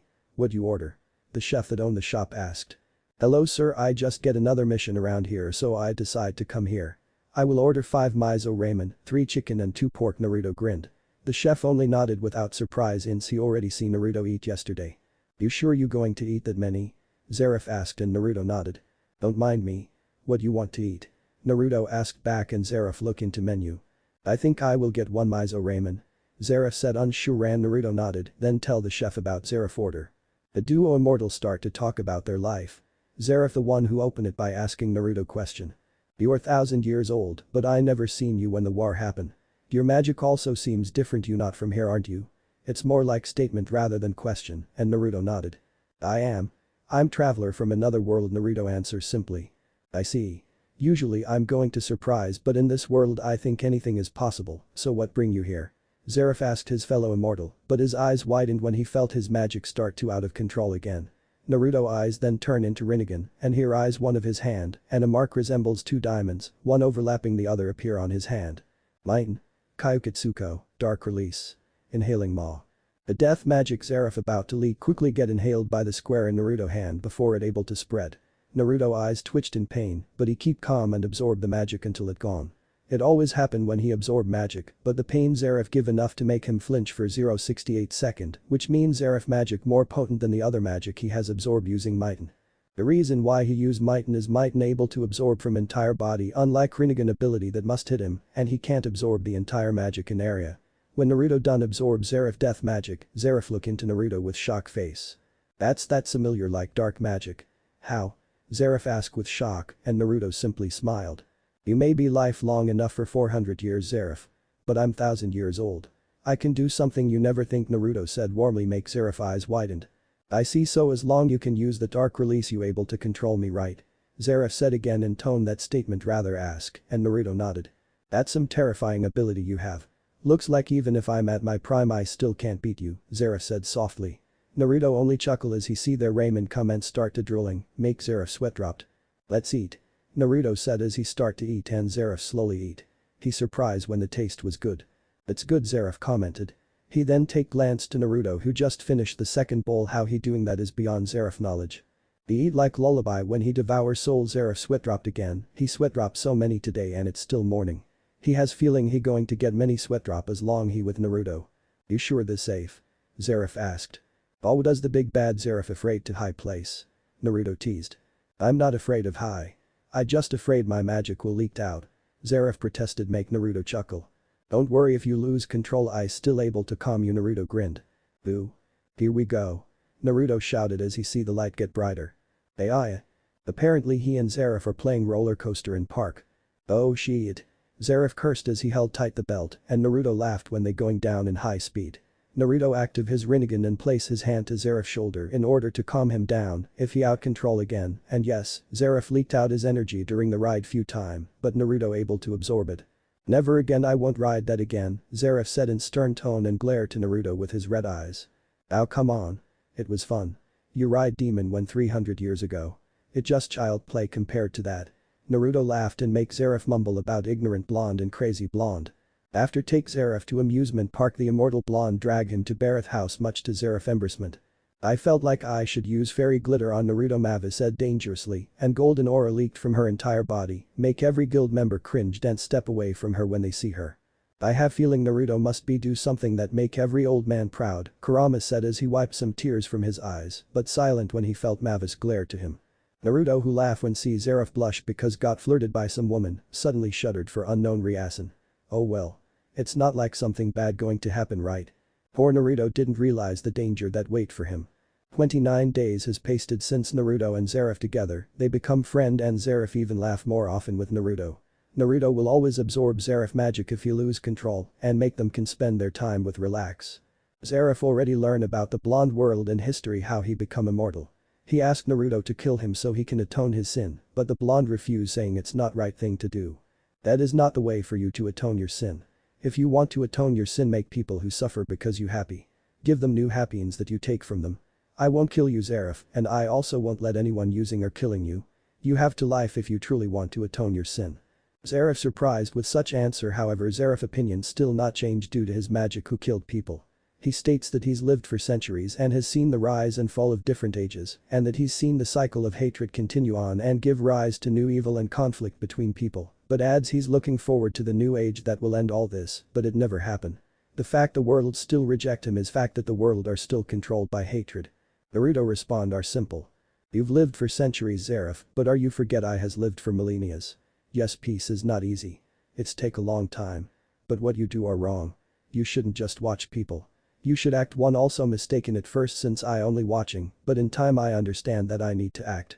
We are carry burden, Zareth. Both of us. You with your death magic, me with demon that able to destroy the world inside me, but I able to make peace in my world, Zareth. If I can then so do you. Zareth shocked with Naruto answer and he chuckle. He forget that he face with his senior immortal. But he still state that their world are different, so he will stay at his opinion. Naruto only sighed and saying it's okay, perhaps there will be another person who come and able to bring the peace, but he warned Zareth with his Rinnegan glowing dangerously that makes Zareth flinch for a moment. He swear in second he just saw a giant cyclops-like humanoid monster with a conch shell-like upper body with long, spike-like protrusions on its back and have unique red eye, taking up most of its head, has 4 concentric circles with 9 tomo in the 3 circles closest to the pupil. He see the beast large one eye glare deeply to him like God see an insect, even his size is make Acnologia pale.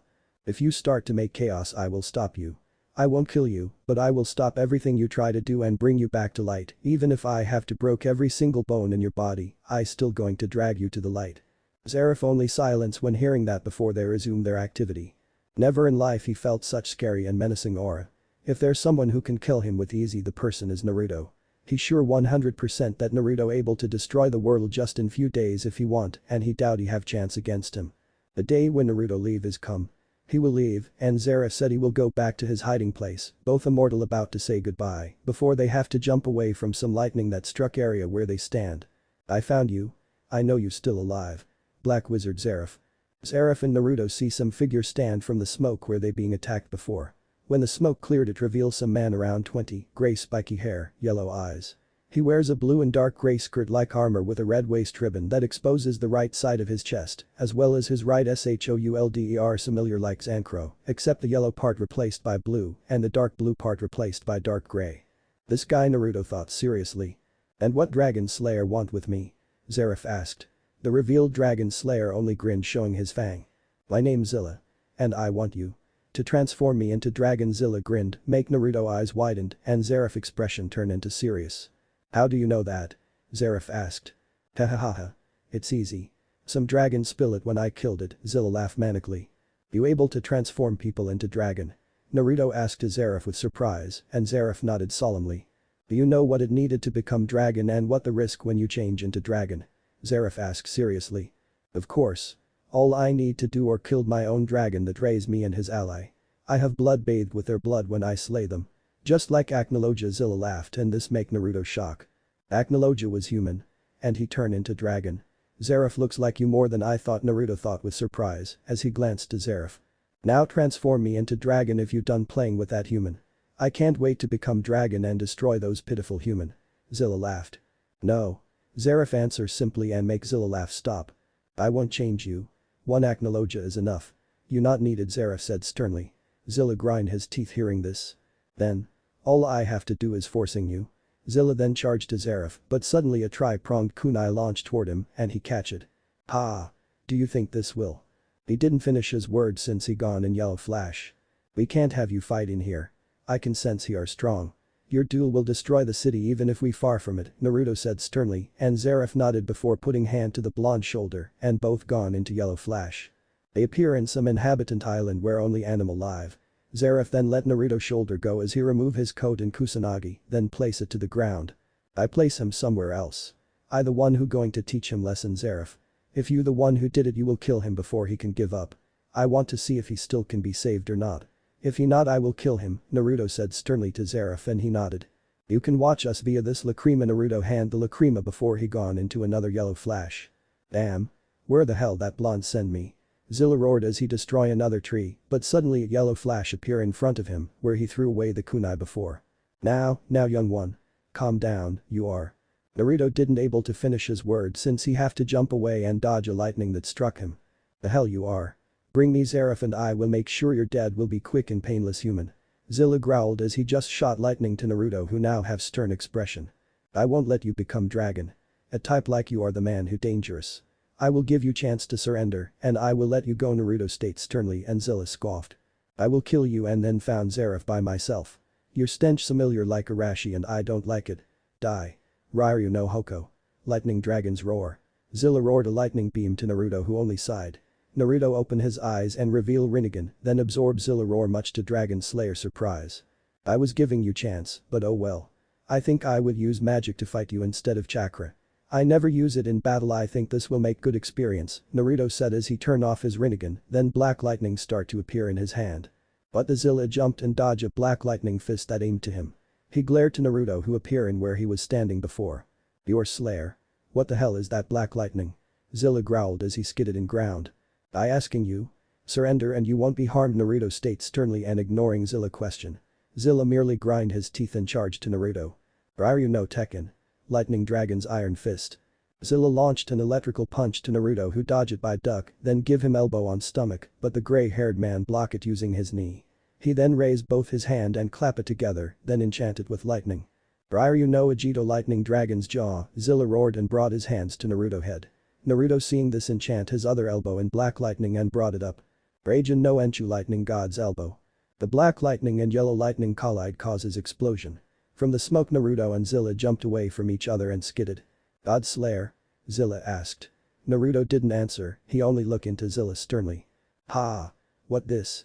Your magic taught by God. Don't mock me. Your magic only from old scroll while mine is from real thing. You just stupid copycat. Die. Ryu no Hotenjeki. Lightning Dragon's Heavenward Halberd, Zilla raises both of his hands in the air at his sides and generates electricity between their open, facing palms. This is rapidly shaped into the form of a massive spear composed of lightning. He then threw it toward Naruto who horizontally placing his partially open palms away from his body. The palms are facing each other, albeit distant some inches apart. Suddenly a black lighting start to form from his forearm to arm, engulfed them, and it focused into where he distant his palm. Raijin no Kaden Ryashi Ho. Lightning God's Charge Particle Cannon. Naruto shot a black lightning beam toward the incoming spear and the result create another bigger explosion. The smoke suddenly cleared due to both Slayer arm connected. Black meet yellow. Both of them suddenly engulfed in their own lightning and jumped away from each other, then charged again. The two ran at each other a second time, forearms blocking each other, while their feet were tangled from trying to deliver attacks to each other. Naruto flipped back as Zilla narrowly delivered a crescent kick to him. He balanced on his hands while spinning his legs around as Zilla ran at him. Zilla avoided the spinning kick, then tried to sweep the blonde off his hands, only for him to push off the ground and dodge it, then the blonde charged quickly caught Zilla guard off in result, he got black lightning fist placed on his stomach, sending him crashing to tree. Brah. I don't have time to playing with fake Slayer like you. Zilla roared as he appeared from the broken tree, blood dripped from his mouth and forehead. Zilla began to roar and let out burst of magic from his body. The sky turned into dark, thunder began to roar at sky and wind blowing more fast. Zilla's shoulder, forearm skin slowly turned into grayscale, his fangs sharper, his eyes then turn into pure white, his nail become claw. A wind, lightning, water start to merge from his mouth, make Naruto eyes widened. He is. Ranryu no Hoko. Storm Dragon's Roar. Naruto didn't finish his thought before a large yellow lightning mixed with water and wind struck him. The beam very large like a Cannon 1.5x larger from Natsu lightning flame roar when he used it in Tenro arc. When the beam died the entire forest that stand in the beam way destroyed and Zilla grinned in satisfaction. Ha! Take that you fake slayer. Nothing left from yo. Zilla suddenly got hit by black lightning fist from below. He then sending flying above and Naruto appear from the ground, then he gone and reappear in black flash above Zilla and grab his face. Raijin no Akugeki lightning god's grip. Zilla suddenly explode in black lightning and crash to the ground. Naruto then place his arm in horizontal again. Raijin no Kaden Ryashi ho.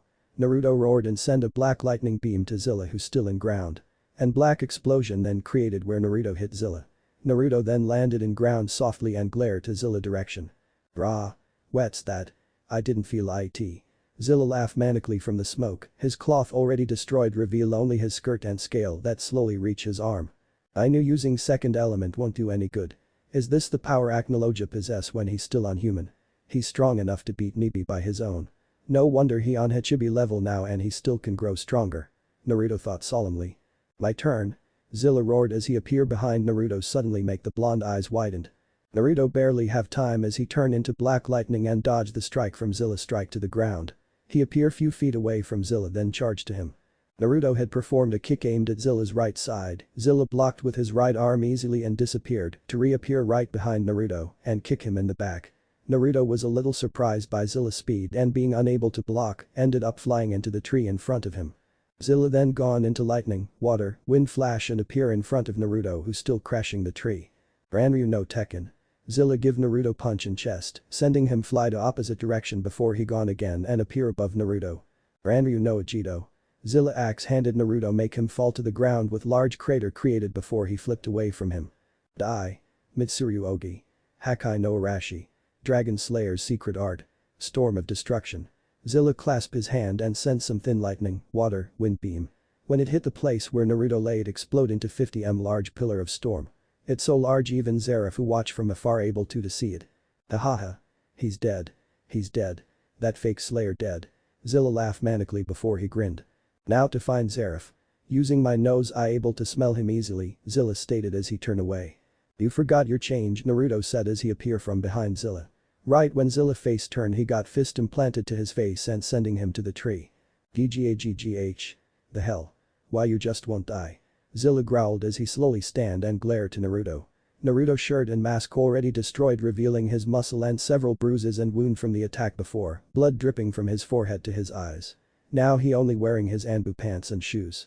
That was dangerous. It almost same with Nagato Shinra Tensei when he destroy half of Konoha. If we keep fighting like this island will fall. I need to finish this quick Naruto thought seriously. I will give you last chance. Surrender now and I won't harm you any further Naruto said sternly. Zilla only scoffed before mix of water, lightning and wind ga. I will call it storm from now on. Burst from his entire body and it focused into both of his hand. Shut up insects. I won't take down by merely human. I'm Dragon Slayer. The killer of dragon. Don't think you and me are same fake slayer. Ranryu no Yakugeki storm dragon's wing attack Zilla, sending a large wave of storm to Naruto whose side. Soon the area then covered into another explosion. Zilla grinned but then it turned into shock when he hears something sound like chewing. From the smoke Naruto appear and he seems eating the storm. Thanks. That was good Naruto grinned to Zilla who's shaking in shock. Why you are gag. Zilla didn't finish his word when a fist covered by grey wind, grey water and blue lighting hit his stomach, make him cough blood and planted him to the boulder nearby. You dragon may be ruler of the sky. Zilla hold his stomach and groaned in pain before glared to Naruto. But we got a ruler of the world. Know your place lizard Naruto eyes no longer sapphire blue with circular pattern and slit. Now it's turned into pure grey sclera and black eyes without pupil, with his own storm grey wind, grey water and blue lighting, sparkle on his eyes. Storm god. Zilla coughed some blood as he forced himself to stand. If you want to surrender there's still time. This is the last time I asking you this Naruto stated with his storm eyes sparked. Die. Ranryu no Tekken. Zilla brought out his ancient storm fist to Naruto. So be it. Ranjin no Senjin. Storm god's crushing fist Naruto storm enchant his fist and meet with Zilla's storm. Their fist collide and create impact. Both storm try to gain dominance but slowly Zilla's storm fist start to die. What the? How co you are ghh Zilla didn't finish his word as Naruto fist planted on his face sending him away. Naruto then disappear and reappear above Zilla. Ranjin no Shakya. Storm God's shock leg. Naruto roared as he gives Zilla Ancient's storm axe kick to his chest and create large crater. Zilla coughs some blood from the hit. How? His hit even stronger than dragon. Oh, only with few attack and it already damaged me like this. Who is he? Zilla thought as fear start to appear on his mind. Naruto then grab his leg and spun so fast, then throw Zilla to the nearby mountain that near them, but before he planted in the mountain Naruto appear in front of him. Ranjin no Enchu. Naruto gives Zilla strong elbow, make him cough more blood and plant him deeply into mountain, then he flipped away from him. Payback. Ranjin no Kineji Ari. Storm God's gallant spears, Naruto create a large spear of his storm, then send it to Zilla who still planted in the mountain. The mountain quickly explode and half of it destroyed from the attack. It's over, Naruto stated simply as he stared into Zilla that returned to his normal form and lay in pool of blood. Damn, IIW won't lose. TT to you. I will kill you and become dragon. Zilla groaned as he slowly stand with blood covered his body. No, you won't. The battle is over and you already lost. Don't make me kill you. Well, I didn't have problem to kill you, but my guild forbid me from killing. However, if you insist I won't hesitate to kill you, so back off, dragon. You can't defeat God, Naruto stated coldly. Zilla didn't answer, he then used requip and a vial filled with red liquid appear on his right hand. This is the blood of dragon. If I drink it I will have boost power. Enough to use final attack and killing you. I won't lose. I won't lose to fake slayer like you. Zilla said with grin to Naruto, who only shook his head. If you want to know right now, I merely use less than 20% of my power. Even if you boost your power you still won't able to beat me. So stand down. It's already over, Naruto said sternly, and it's true. Naruto without his chakra is less than 30% since his most power is on his ninjutsu. Right now he's still holding back on his god slayer form. Like hell. I won't back off. I will show those insects that I was the king. I shall become dragon and kill Acnologia and become the dragon king. Zilla roared, then open the vial and drink it. Soon then his body turned into his dragon form again and he radiated a massive magic that shook the ground. You just won't learn, do you? Well then, give my regard to Shinigami if you meet him. Tell him that Naruto say hello to Sasuke Uchiha, Naruto said simply as his magic also burst and shook the earth around him. The sky above them getting darker. Dark cloud covered the sky as if the sun never there. Thunder roared as if something calling them. Rain poured down heavily as if they just fall from heaven. Vitsuryu Ogi. Ranryu no Mugen Arashi. Dragon Slayer's secret art. Storm Dragon Infinite Storm. Metsujin Ogi. Susanoo no Akari. God Slayer's secret art. Susanoo Wrath.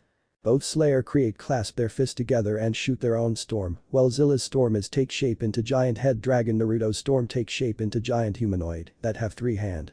The figure wielding blade and some gourd on the other side, its shape same like Itachi Susanoo. I can't describe it pretty well. Both storm let out mighty roar of thunder before charge toward their opponent. This is one of reasons why I not value human life. When human given power they will become thirst and hunger for power. They won't stop until they become the ruler of the world, Zera said sadly as he looked into the storms that clashed from far. I maybe accept your opinion, Naruto. But I still going to find person who want to kill me, and if I can't find it and the world still reject me. Zera's eyes become red and gain a black ring around the pupil and his expression turn into anger. I might awaken again and destroy humanity even if I have to fight you. My friend Zera states sternly as he turn around and leave since he already know the result of the battle. Both storms collide and destroy everything. Storm Dragon versus Storm God. If someone see the battle they will say this is no longer battle of human but battle of dragon and god. None seems giving up as both Slayer Storm fight for dominance. However, Zilla's storm slowly get engulfed by Naruto's storm and then it shoot toward Zilla who stand defenseless. The storm hit him and create explosion around 2 km. When it cleared there are large hole on the island that enough to make water below the island filling the hole. Naruto who absorbed the explosion using Rinnegan floating high in sky and Zilla nowhere to see, his corpse gone along with storm. Sigh, how sad. He has high talent but because power he become blind. He not even call himself human anymore, Naruto states sadly and he close his eyes in order to mourn for the soul. I better go find Zeref, damn my cloth ruined and that was my last. Looks like I have to going home without shirt, Naruto mumbled as he gone into yellow flash. He then appear in place where Zeref before, he take his coat and Kusanagi, but then he noticed Zeref not anywhere. He almost yelled his name, but stop when he see some note pinned in tree. I know if I out too long someone will be seeking me. Just like Zilla. The reason why I hide other than to not disturb humanity with my magic is also because many power hunger man who want my power. I will leave to my hiding place. Thanks for your company for this month, Naruto. It's nice to have someone who shares familiar burden at your side. Perhaps we can drink sake together again next time. Yours truly, friend. Black Wizard Zeref. P.S. I stole your ramen cup since they won't die from my death magic. Damn that man. That was my last. And I was hoping to eat it since I'm hungry now. Damn you, Zeref. Naruto roared at the sky. Oh well, should return to Magnolia. Lucky me, I place one kunai in front of the gate city. Perhaps I should place it in another place like hospital, so if something happen I able to teleport to there immediately, Naruto said to himself as he wear his coat and strap back Kusanagi before he gone in yellow flash. He appear in front of Magnolia and sighed when see many women blushing seeing him. That's it. Naruto yelled as he had enough with girl who look into his body. He then used swift release and gone quickly to the front of Fairy Tail. When he arrived he see Mavis waiting him. Naruto. What happened to you? Mavis shouted as she looked Naruto have several bruise and wound. She quickly approaching him. I got fight with some guy. How do you know I come? Naruto asked. Kurama told me he sends you from far. Come to my office. And Mavis blushed when she realized Naruto didn't wear shirt only coat, revealing his muscle. He put some cloth first. Mavis said with turn away make Naruto laugh. Sorry Mavis-chan, my last cloth got ruined so I don't have any now. Where Kurama? If he sends me shouldn't he come and visit me too? He said he waiting us in my office. Come to my office and tell everything, Mavis said still blushing and not take glance to Naruto. Lead the way Mavis-chan, Naruto chuckled. So Acnologia was human? Mavis asked and Naruto nodded. The Whisker Blonde already explained the situation to the Chibi and what they do during his travel. He also explained everything about Acnologia and Zilla. I never knew that dragon was human before. It's first time I hear human become into some beast, Kurama stated in surprise. Yes. This is really intriguing. We can't tell anyone about this. If everyone find out then Dragon Slayer will be hunted, Mavis said sternly and Naruto nodded. Zilla is strong. I dare to say even Purahito won't be able to beat him at his current condition. He current level are half of Kurama. No wonder Acnologia so strong when he become dragon, Naruto said seriously. How you beat him? Mavis asked. I'm not using ninjutsu. I simply use my god slayer magic. And we have same element. He's storm dragon and I storm god, Naruto stated seriously. I see, does he? Mavis asked and Naruto know what she mean. Yes. I kill him. I try many time to convince him to give up but he didn't want. So I kill him. If he alive he will become nuisance in future. We not need two Acnologia roaming. If there are two of them even I will have problem fighting it, Naruto spoke seriously and Mavis sighed, she can't blame Naruto. True she didn't like killing, but it needed some time. Anyway. What does you find out about Zeref? Mavis asked. My opinion is he not evil like what people say. True if he evil it was in past. Right now he already learned the value of life, but because of that he can't control his magic and his death magic leaked many time, luckily I able to absorb it in time, Naruto sighed and Mavis nodded to tell him to continue. He think the world reject him due to his death magic and it's true. I already said we Fairy Tail will accept him if he want, but he didn't want, Naruto shrugged. Such shame, we can gain new family if he want, Mavis commented sadly. How reckless does these two? If Zeref joined Fairy Tail it going to bring chaos here. Kurama sweat dropped seeing the duo blonde shook their head. Anyway that's all I can say. I didn't ask his act in history since I honor his privacy, Naruto said and Mavis nodded in agreement. Well then now it's done. What your plan after this, Naruto? Mavis asked. I think I will going home and change cloth, Naruto said simply. Oh, Mavis replied simply. She frowned for a moment expecting Naruto to say something, but it quickly gone. However, Naruto noticed this and smiled. I want to place my kunai in few place. Would you like to accompany me, Mavis? Naruto invited, make Mavis surprised. Sure. I'd love to. Mavis smiled. Farewell. I will come to your office after I done. Naruto nodded and leave with Kurama hopped on his shoulder. Should I follow them again? Nah. Last beating is enough, Kurama thought with shudder as he remember when he and Purahito got beating when they stalked Naruto date. No one noticed that Naruto right hand let out purple aura for second before it gone. Chapter 4. End of generation. 2 years has pasted since Naruto encounter with Zilla and 8 years of total that Naruto and Kurama has joined Fairy Tail. Since Naruto tell the truth to Mavis 4 years ago they start to get more close. They often to see together without Kurama now, apparently the fox decide to find out how to get stronger since he can't use any magic, but perhaps he can extend his power since Kami never tell them that Kurama will be remain like that forever. Kurama also in fact has killed few dragon that come to fight him. He already move his Fairy Tail symbol from belly to below tongue in order to hide it so none dragon will attack Fairy Tail. He start to live a cave little far from Magnolia since he afraid if the dragon visit him the result of his fight will cause damage to Magnolia. Only Naruto and Mavis who knew the fact Kurama has fight with dragon in Aknologia. Mavis didn't want to tell the whole guild about it because fear they may become panic. I mean duh. Having King of Dragon 2 after your ass is not something you want to know. Naruto and Mavis already cast a spell that made Tenru Island to holy ground for members of Fairy Tail.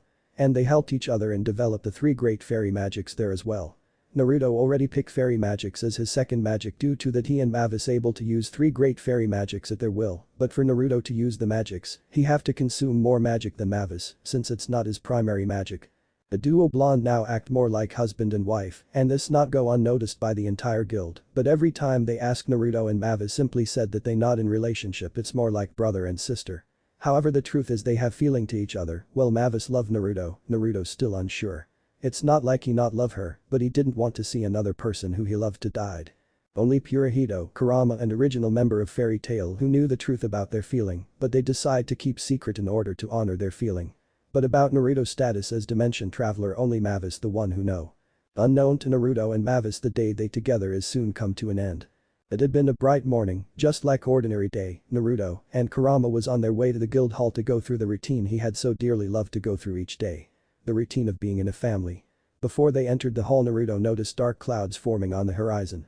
His eyes narrowed slightly. Something going to happen, Naruto whispered loud enough to Kurama hear. I know. Just got ready for anything, Kurama said sternly. Naruto nodded and walked into the hall to be greeted by the sounds of his family laughing the day away already. He walked through the building greeting the old and new faces before he got to bar where Mavis was sitting, smiling brightly at him. He smiled right back until he saw her face contort in pain and a hand shoot up to her chest, clutching the clothing above it. The heart attack she suffered rendered her unconscious as she began to sway, about to fall off her perch. Naruto was there in an instant and she landed in his arms. Master is hurt. I'm taking her to the doctor. Naruto shouted before his and her form flickered and disappeared in an instant. The members recognized it as his Hiraishin no Justu Flying Thunder God Jutsu that the blonde had placed all around the town. Immediately all the members began filing out of the hall and rushing to the hospital they knew Naruto had taken her to. Hirohito and Kurama was the first to arrive and they found Naruto leaning against a wall outside of the emergency room with a hard look in his eyes. Kit. Kurama calling him. Naruto, how is she? The silver-haired man asked quickly. They've got their best doctors with her right now. They're stabilizing her and diagnosing her at the moment. Naruto replied, never so much as glancing at Purahito and Kurama. The man nodded once, the town loved Fairy Tail's first master, she was always there for people who needed her. It made sense that the best doctors the town had would already be in there trying to heal her right away. By the time the conversation had ended, the rest of the guild members had found their way there. All had scared looks, none wanted to think that they could lose their master so suddenly. It would be an hour later that the head doctor of the hospital would walk out of the emergency room, causing all heads to snap in his direction. They all saw something not a single soul wished to see. The man had a grim look on his face.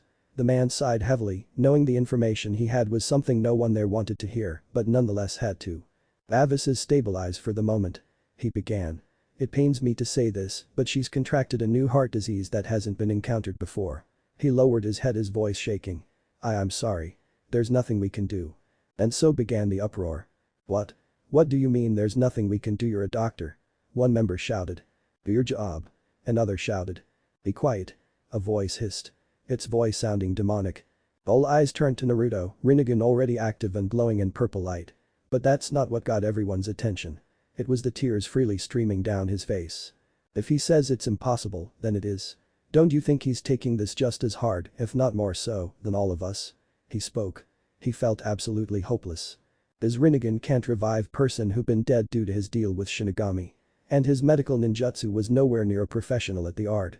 His massive chakra reserves already made it difficult enough, he's still able to heal broken bone and stabbed organs, but something as delicate as heart surgery was far beyond his capabilities.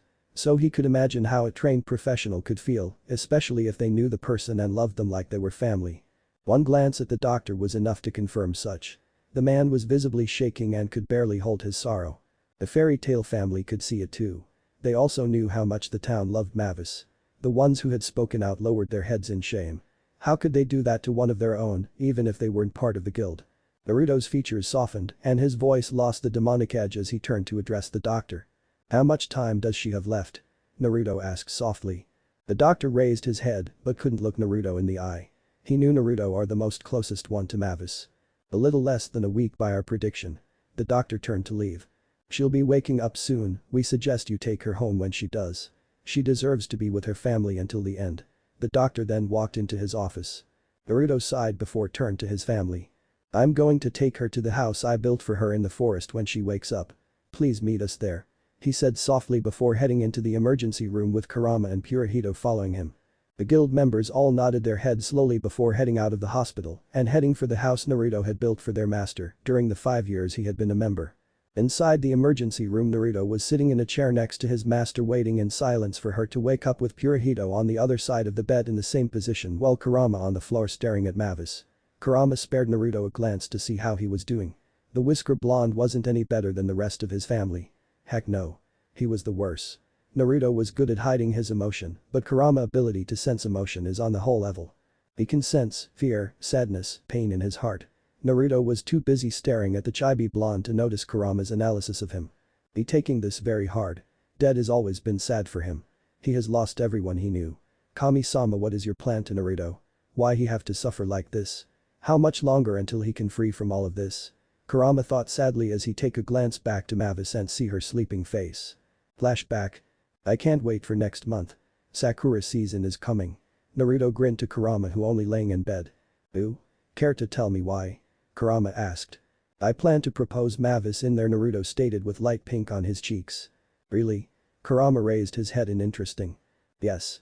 We've been getting more close since the born of Rainbow Sakura. I was first unsure if I have to take wife again for first, but now I'm 100% sure. Naruto said enthusiastically. Kurama seeing this can't help but smile softly at Naruto. He glad that his brother but in blood able to move on. I waiting for grandkid, Kurama joked. As grandkid is word. Naruto sweat dropped. I don't care, I'm not a human. I will call it grandkid. Kurama growled. I will create one this time, Naruto stated, make Kurama surprise. He knew Naruto afraid to create children due to Uchiha and Senju case. You sure, Naruto? Kurama asked seriously. I am Kurama. I'm sure I didn't afraid anymore, we life in different world. And you be no longer inside me. And this world is strong. If my children become evil, surely another mage will take it done. They're also you. If my children become the wielder of Sharingan, then I will ask Zeref personally to kill my children. If they become evil, Naruto answer without missing beat, and Kurama nodded. If Naruto child inherited Sharingan, then the fox will get hard time to fight it. Sharingan able to control beast, even Aknologia will having hard time, but Zeref is another case, and Zeref surely going to help Naruto even just once, since they are best friend and share similar fate. If you say so, then I'm happy for you, Naruto. Kurama smiled softly. Thanks, Kurama. And will you become the godfather of my children if they born? Naruto asked. I will do the honor. Leave it to me. I will make them into the most baddest mage and shinobi. Kurama puffed his chest. I'm sure you will, Naruto chuckled. Flashback over. And now Mavis dying. Kami-sama, are you really that cruel? Naruto just able to move on from 1,000 years of pain, why you take her away? What your plan? Kurama closed his eyes and let out single tears. When no one noticed it, he quickly wiped it away. I'm sorry, Naruto-kun. I really sorry, but it need to be done. I know it hurt, I know you will curse me, but please stay in light, don't fall into darkness. Kami let out tears as she looked into Naruto. A soft groan and a fluttering of Mavis' eyes alerted the three to their master waking up. Naruto was the first to speak.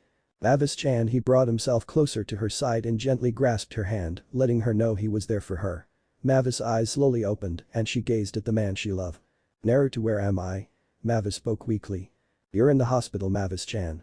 Naruto replied with sadness heavily in his voice. She looked around slowly and caught sight of Purahito on her right. Purahito, you're here too? Of course, master, we're all part of the same family. He replied without missing a beat. Mavis gazed then turned to Kurama. Kurama, the ultimate being of destruction, is here too. Mavis tried a joke but failed due to her weak voice. Don't call me that, kid. I'm here to see how you're going, looks like you got this pretty bad, huh? Kurama said softly. If Naruto and Mavis like lover, then Mavis and Kurama relation is like brother or perhaps Sunday or brother in Kurama case. Yeah, Mavis said weakly. Mavis' gaze shifted back to the man she loved. I'm not doing too well, am I? She asked rhetorically. She already knew the answer just by looking at their faces. Damn her intelligence. How long? A week at most. She could tell how much it had hurt for Naruto to say that. He was one step away from releasing the floodgates. We're going to take you to the house in the forest so you can see everyone else. Mavis nodded slowly. Naruto removed the sheets that had covered her up and picked her up bridal style in his arms. Having already known how his jutsu works, Purohito had his hand on Naruto's right shoulder, prepared to make the jump, and Kurama hopped to his shoulder. Once he was sure Mavis was as comfortable as he could get her, Naruto activated his jutsu, and the room vanished from view, replaced with the room of a house built into the tree of the forest outside of Magnolia. For the next 6 days, members of Fairy Tail had constantly visited. Fairy Tail had informed the town of the dire news, which had civilians coming to the house as well to bid their final goodbyes to their beloved master of Fairy Tail. Everyone take it hard. Especially Naruto. Kurama noticed a large and deep darkness start to grow inside Naruto. He didn't blame him, Naruto deserved to be snapped, he's been alone for 1,000 years, and he's still sane or miracle. After moving to this world, Naruto was hoping that maybe he can get happiness like what Kami said before he sending to this world. He was waiting something like that for 1,000 years, but now his hope shattered. Kurama has decided if Naruto will snap he will stand at his side, even if they have to go to hell together. He didn't care. Naruto has done enough for the world to the hell kindness and humanity. He has done enough. He has bring his own world into peace, and now Kami sending him to another world to create another peace, but Kami herself make Naruto suffer.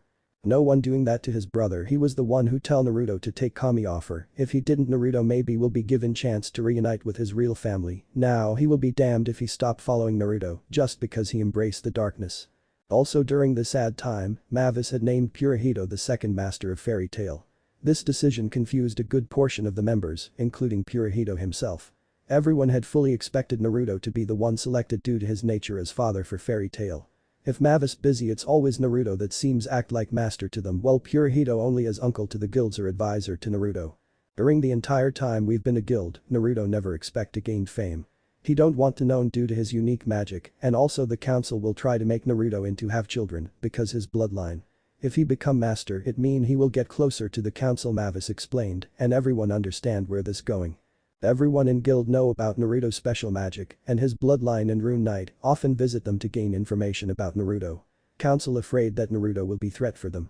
They afraid Naruto will be the second Zeref due to his ability to use all element magic plus dark he using dark release, but this world think it dark magic which is only Zeref who possess it. Mavis seeing her children seems understand then continue her speech. He try his best to protected us from inside the shadows, though it's failed due to his destructive technique. Almost everyone snickered when hearing this. They still remember when Naruto blow out the mountain with his technique and that make him have to work his ass off to repay the damage he causes. Naruto blush in embarrassment when hearing that, but smile formed in his face since his family still can take a joke well even it's supposed to be sad moment. Mavis continued when they fell silence again. He has always been our guardian. I know he doesn't want to be the master unless he has to, because he's already doing the only thing he's ever wanted to do. She looked straight into Naruto's eyes. Protecting his comrades. The smile that followed pulled at his heartstrings. Purohito will be a fine master, I've shown him everything that the master of Fairy Tail needs to do already. And she had always planned on naming him the second master.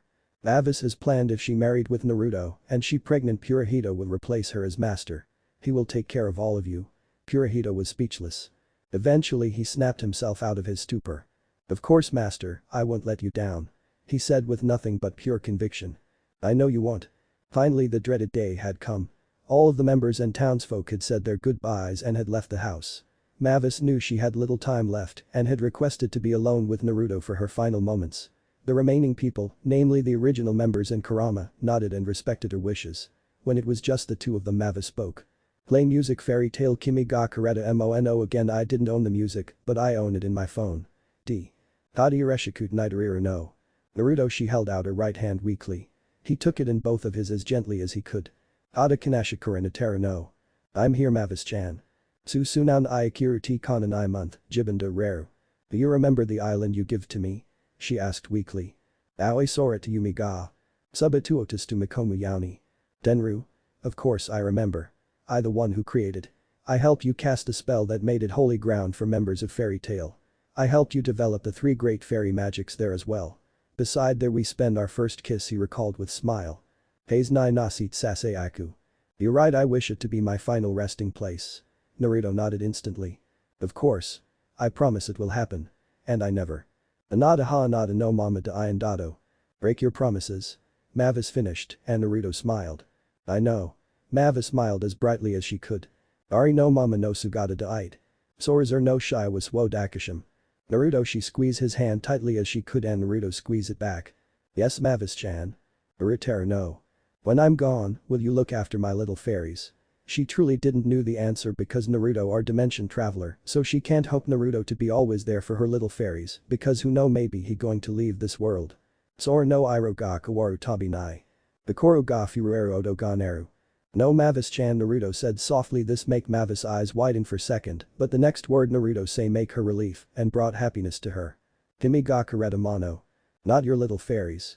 But our little fairies. Our children. Until the end of time I will watch them. That's the promise of a lifetime. Naruto said without missing a beat. Adasuki dakaret sudatai no.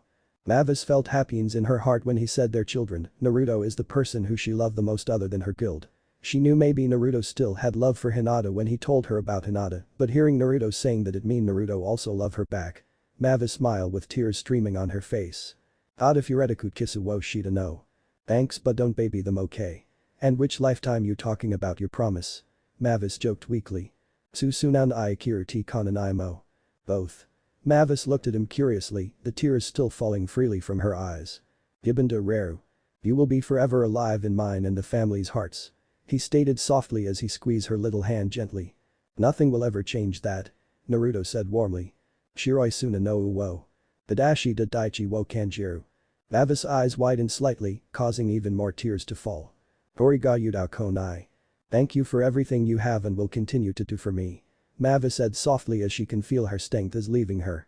Bakoro na yageti sashi maroti ga. We may not become official couple and get married, but know this. Don't lose into darkness, Naruto. Keep walking in light. Believe in Kami that you will gain happiness. If you didn't believe in her, then believe in me. I believe you will be found happiness if you stay in light. I will always love you with all my heart, Naruto-kun. My guardian. Mavis smiled to him. Jaiban nai tadichiban no. Asatsunashia was Hananaka wo ashi kareta. Naruto eyes widened and tears start to merge into his eyes. Even Mavis at death door she still care for him. How pure her heart. Yes. He maybe won't believe in Kami, but he will believe what Mavis said. He will stay in light for Mavis. Naruto forced himself to smile and spoke softly. He want to say he planned to propose her, but he decided to keep it down. He didn't want Mavis to die in sadness. He hold the pain inside his heart and talked to Mavis gently. I suruhido no sobanai te. And I will always love you with all my heart too, Mavis-chan. My beautiful fairy. Hisetsu nai kokoro nai kizendeku. Naruto leaned and kissed Mavis in lips for the last time. Their last kiss only passed few seconds, but for them it's like years. They make sure to remember their taste because they never going to do it anymore. Kimi ga kareta mano. Music off. Naruto slowly separate his face from Mavis. He see her smiling to him before she closed her eyes as she took her final breath. Mavis Vermilion, the first master of fairy tale, Naruto's second love, had passed away with smile on her face. He sat there for many minutes, still holding her hand as if just that act alone would somehow bring her back. It never happened.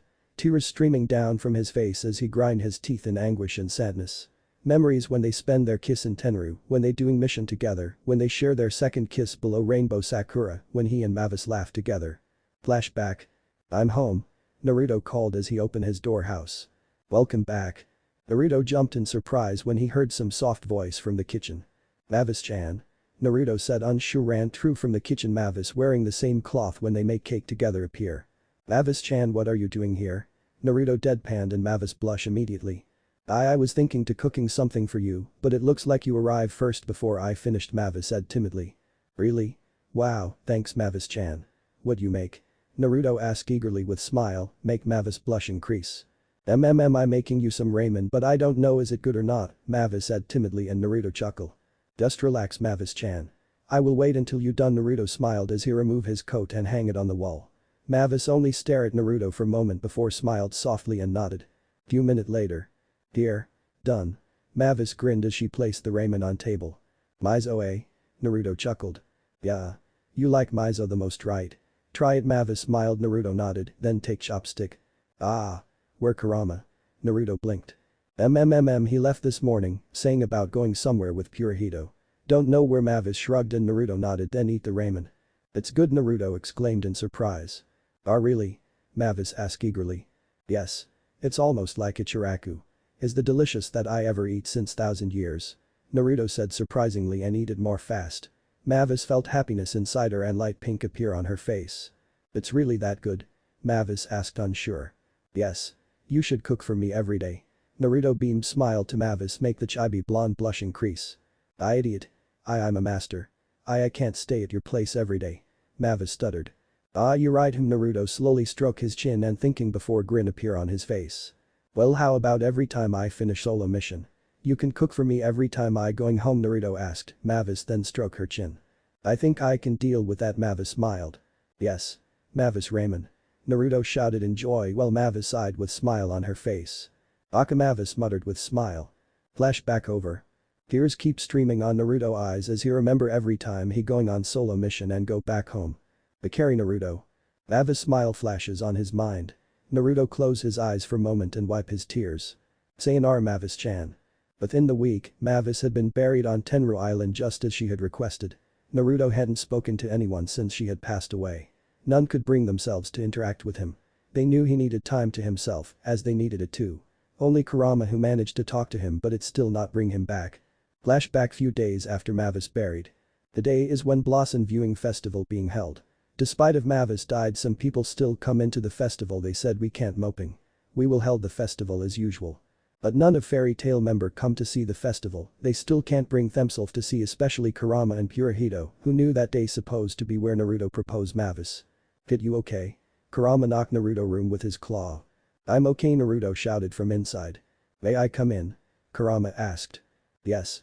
Kurama floating then opened the door and see Naruto still wearing black cloth when they buried Mavis. His spiky hair messy, his eyes are red and black mark placed under his eyes, indicating he not sleep since they buried Mavis. On his hand a little box that opened. Fit Kurama approaching and sit beside him. He take glance to inside the box. It was very beautiful, two golden ring with blood red stone. This ring, Kurama thought sadly. You know. I create this ring, Naruto start to talking as he realized Kurama see the ring. Unlike when I with hinata. I didn't use Banbutsu SMZM, creation of all things. I use my bare hand to craft this ring. I use normal tool to make it without my chakra or magic, Naruto chuckled. The eye of this ring, Naruto pointed and Kurama looked closely to it. It's beautiful, Kurama commented. This is Mavis and mine blood. I mixed our blood, then polish it with some magic tool that make this freeze forever. It indicate that we will become one and together forever, Naruto said softly as he rubbed the ring eyes. Kurama hearing this can't help but feel sad. Today is supposed to be the day I propose her. Today is when rainbow sakura will glowing with beauty. Today supposed to be where I kneel in front of her and said Mavis Vermilion, would you marry me and make me Naruto Uzumaki Namikaze Senju to be the most happy man in the world?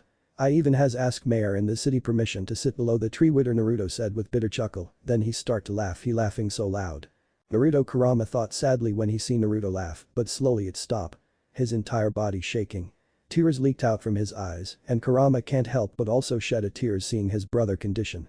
It's hurt Kurama, it's hurt, it's really hurt, Naruto start to sob and he let the rings fall to the ground with soft cling. I know Naruto, I know, Kurama said sadly as he turned into horse eyes and using his tails to wrap Naruto body and bring him close so he can hug him. What for my power, Kurama? I'm immortal, I have power that even able rivalry god, but what use it is? If I can't use it to save the person I love, Naruto cried in sadness. Kurama didn't answer because he also didn't know what the answer. What is happiness, Kurama? Is there happiness for me? Is all I will experience only pain? Naruto sobbed in Kurama's shoulder. Kurama again didn't answer but merely rubbed his back. After few minute Naruto then slowly pushed Kurama away with tears still on his face. See, can you leave me? I still need to be alone for now, Naruto asked weakly. Kurama nodded and leave from the room. Naruto be strong, Kurama said in his mind. Not long when Kurama out from Naruto's room, loud cries of anger, pain, sadness and anguish can be heard from Naruto room. That day rain poured with heavy until the end of day. The event cancelled due to rain and surprisingly that night the rainbow sakura didn't glowing in rainbow, instead turned into black before it back to its pink color when end of day as if it give condolence to someone. That night everyone somehow hear the sound of someone cries with sadness. Pain can be felt from the cries. The rainbow sakura who usually glowing beautifully that night seems death magnolia, people call that event Black Sakura. The event where someone just lost someone who very precious, that even more precious than the person itself. Flashback over. Mavis passing had hit the guild hard. It would never be the same without her. Her final words had continually played through everyone's mind in guild.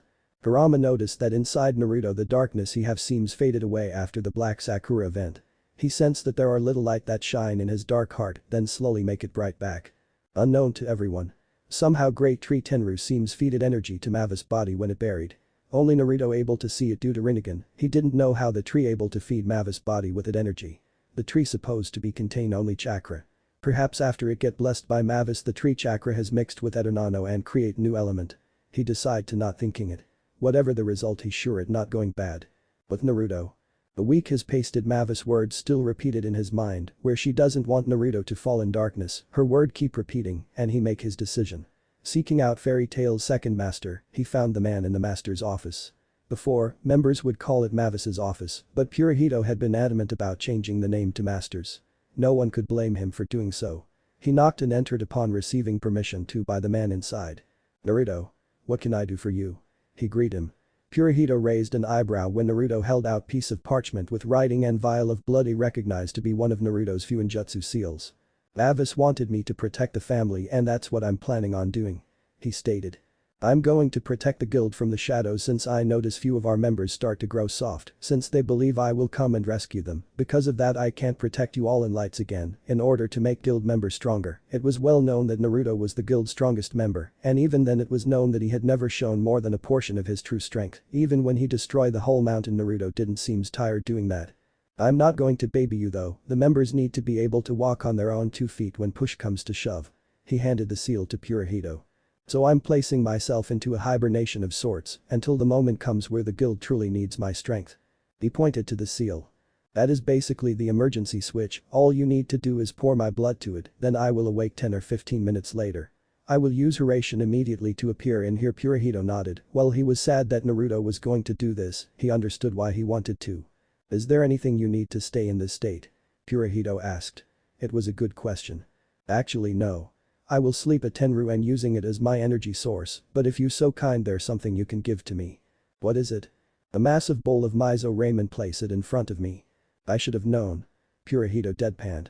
The blonde love for ramen was a well-known addiction of his. He able to finish one bowl of ramen in less than minute. Naruto turned his face to Purahito again. A grin was revealed. "You know me?" Naruto's simple response. "Oh please, only guild master that know about me being sleep. Write in history that I decide to travel around the world since we can't have council to come and check my body if some members slipped out about me.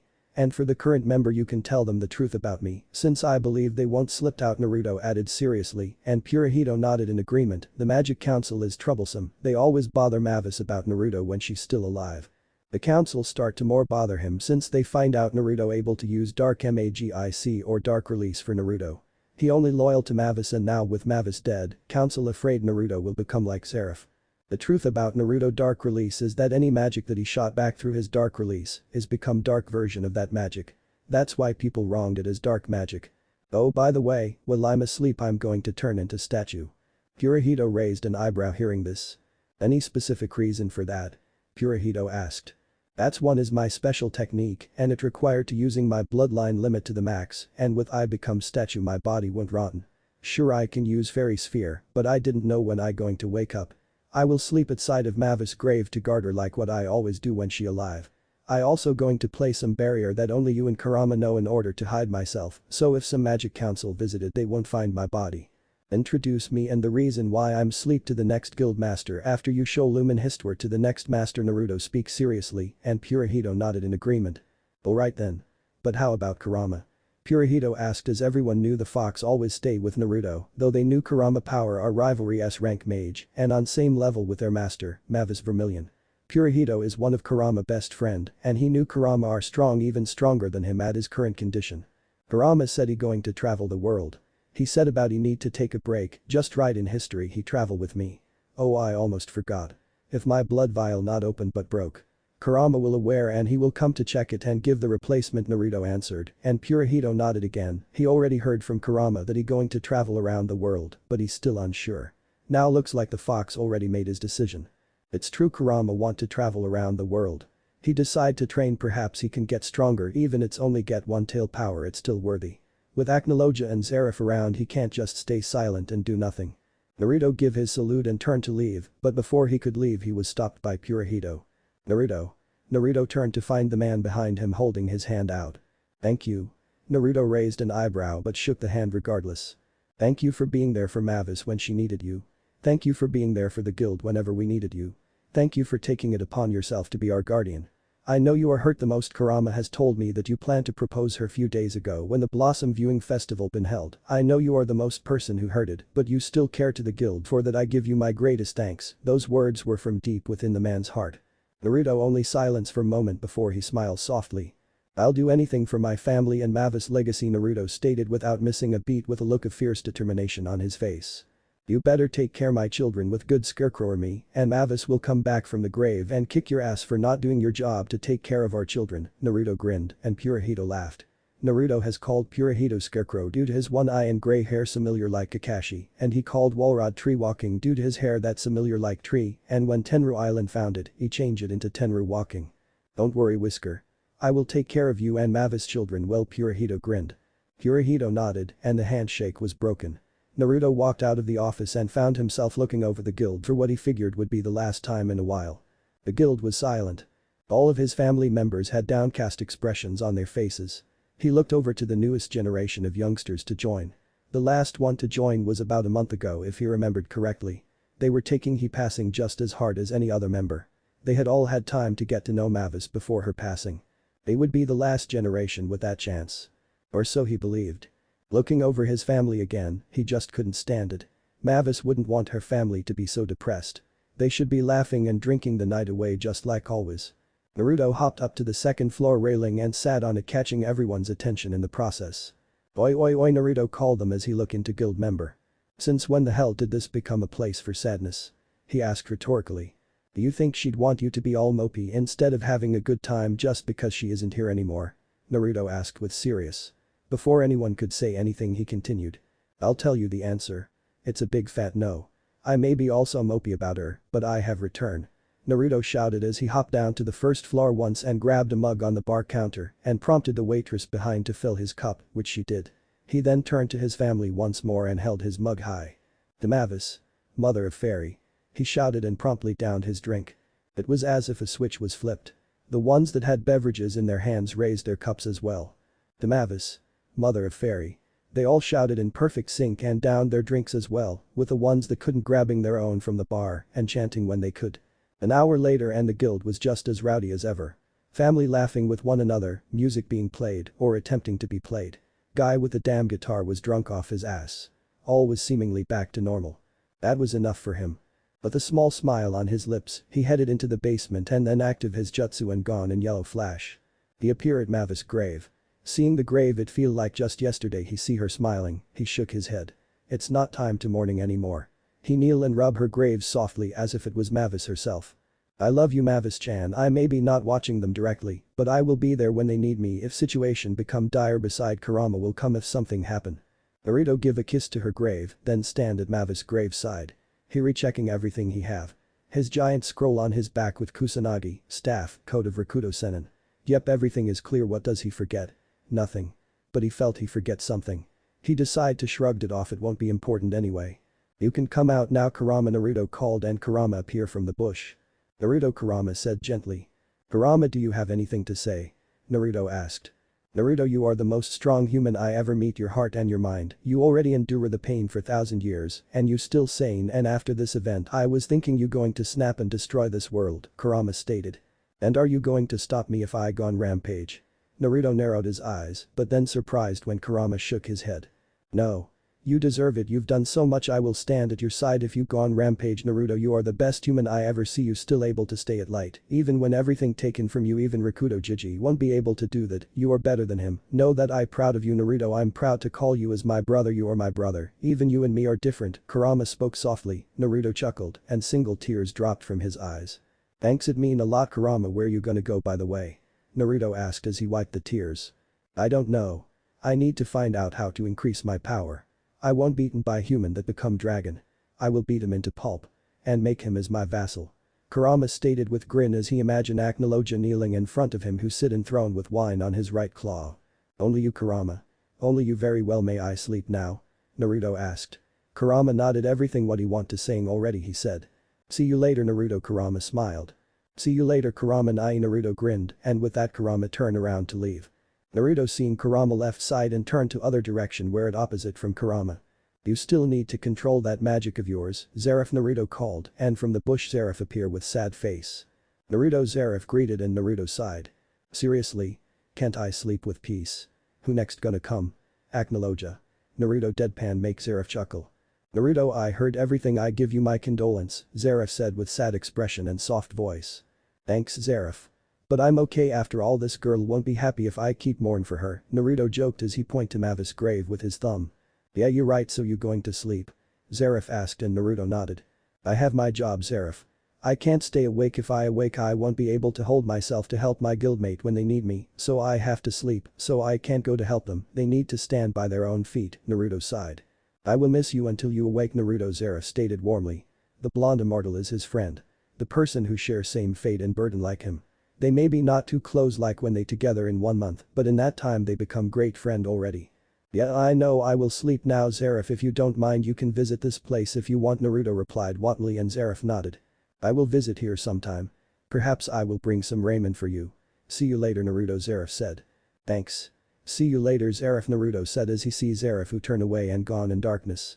Naruto then look around to make sure no one will disturb him anymore. Seeing no one, he nodding to himself once, he slapped his hands together. Concentrating, his Rinnegan began to glowing as 6 purple wave of chakra start to leak out of his body and swirl around him. The chakra slowly merged to him and turn his body into stone. He take one chance to grab his staff and stand firmly like guardian. He can felt his eyes grew heavy and now his legs completely turn into stone. He closed them completely, before losing himself to blissful sleep he muttered one last thing. I'll watch them from far my love and I won't baby them since I was on your side. Sleep claimed him moments later as his body turned into full statue. However, what Naruto forget is he forget to tell Purahito that if something happened to Great Tenru Tree he will awaken. And this will become his luck since he didn't know later Purahito will be the one who brought it down. Chapter 5. Kurama Adventure. Thank you sir, now we can hunt in this forest without afraid those lizardmen will chasing us anymore, a man wearing hunter outfit smiled. Don't mention it. Just pay me and I will leave, a man with spiky blonde hair said sternly. Ah yes. This is your payment. Thanks Minato-san, the hunter smiled and Minato nodded, then leave. Minato. A man around 20. He has spiky blonde hair that have 2 bang full in his shoulders, sapphire blue eyes and wear mask that cover his face from nose to throat. He wearing long sleeves black t-shirt, red coat that has black flame like on BELOW, Naruto sage coat, white pants and some shoes. Minato is known as mercenary to everyone. He may be not famous but at least he got reputation. However, no one know that Minato or Kurama. The 9-tailed fox that able to fight toe-on-toe with Acnologia. The partner of Fairy Guardian and Fairy Tactician, Naruto Uzumaki Namikaze Senju and Mavis Vermilion. During his travel Kurama managed to find out that he able to grow stronger, but it's not easy. To gain 1-tail power it needs 70 years. He at least has to meditate for full 1 day every month so he able to trans the Eternano into chakra. He still can't beat Acnologia with his current condition. But he didn't stop in there, he also has learned from the scroll that Naruto left about medical ninjutsu, fuinjutsu, jinjutsu, since he can't use it due to his massive chakra. Well, his chakra is only half Naruto, it enough for him to create Bijidama that able to destroy the whole island few time. And because his chakra not too much, Kurama able to access medical ninjutsu better than Naruto and result giving him same level with Shizune, Tsunade apprentice in medical ninjutsu. Kurama decide that he will use Minato as he human form. He know when Naruto going to back he needs some cover story. So he decide to make one for him, though act like him is very hard. Unlike Naruto who kind, Kurama are harsh though it in good way. He try his best to copy Naruto, but the result only makes something worse. In his travel he also meet with another dragon. Many of them challenge Kurama and the fox accepted by trample them and kill them with easy. He has meet with Acnologia once again and they have their battle and ended in tie again. Acnologia stated that Kurama seems get stronger and Kurama didn't reply, merely scoffed, saying that Acnologia the one who gets soft much to the black dragon annuance. However, Acnologia decide to leave, saying that he enjoy his battle and can't wait for their battle next time. But the truth is Kurama that time barely able to fight with Acnologia. The dragon grows stronger than Kurama expected, he barely able conscious and he hide it pretty well since he has experience of 1000 year. The fox after the battle had to sleep in some cave for 3 weeks in order to restore his power. Kurama also made friend with few dragon. Igneel the king of fire dragon, Metallicana the iron dragon and Grandini the sky dragon, the twin dragon was Loja and Skiadrum. The first dragon that visit Kurama are Igneel. The fire dragon visit him because the rumor about him that he like Acnologia is true or not. However, to Igneel surprise Kurama not like Acnologia, well he also arrogant but Kurama still accept that human at least need to be respected and some of them are kind. Ignil respect the fox word, well Kurama didn't love human, at least he not threat to human. The second dragon that become friend with Kurama are Grandini. Kurama meet with Grandini when the dragon got wounded and fight with another dragons. Kurama immediately crushed the dragon enemy and helped Grandini by carry her to nearby cave, letting her rest. Since that day Grandini in debt with Kurama, but the fox state to not mention it. The third is Metallicana, they meet during hunting and it become competition. Kurama beat the Iron Dragon in hunting where he managed to collect dozens of deer, much to the Iron Dragon dismay. Since then the Iron Dragon said if they meet again they will do competition. The current record, Kurama 10, Metallicana 3. Kurama after few years then meets Skiadrum and Wisloja, the White Dragon and Shadow Dragon, Kurama state and Wisloja and Skiadrum are strong, but they too old. It just matter of time until they meet they end. It won't take more than 100 years for them to go to afterlife. He also has few dragon lacrima from dragon that he slaughter. For first he didn't know dragon heart and skull able to create it into lacrima, so he decide to left the corpse. However when Ignil told him about it he start to collect them. Currently he only have 4 lacrima. Water, rock, wind, and the last the most precious and strong dragon that able to give him challenge other than Acnologia. Lava from Lava Dragon. The Lava Dragon, Ifrid. The Lava Dragon come to Kurama and state that he are nothing than little fox and to prove that he attack Kurama. His battle with Kurama was very devastating. And that time Kurama was on the middle of city. Kurama managed to fly away from the city in order to save many lives as possible, but still almost 100 man died during Ifrid attack. After they far from the city Kurama decide to fight him and give Ifrid very painful lesson.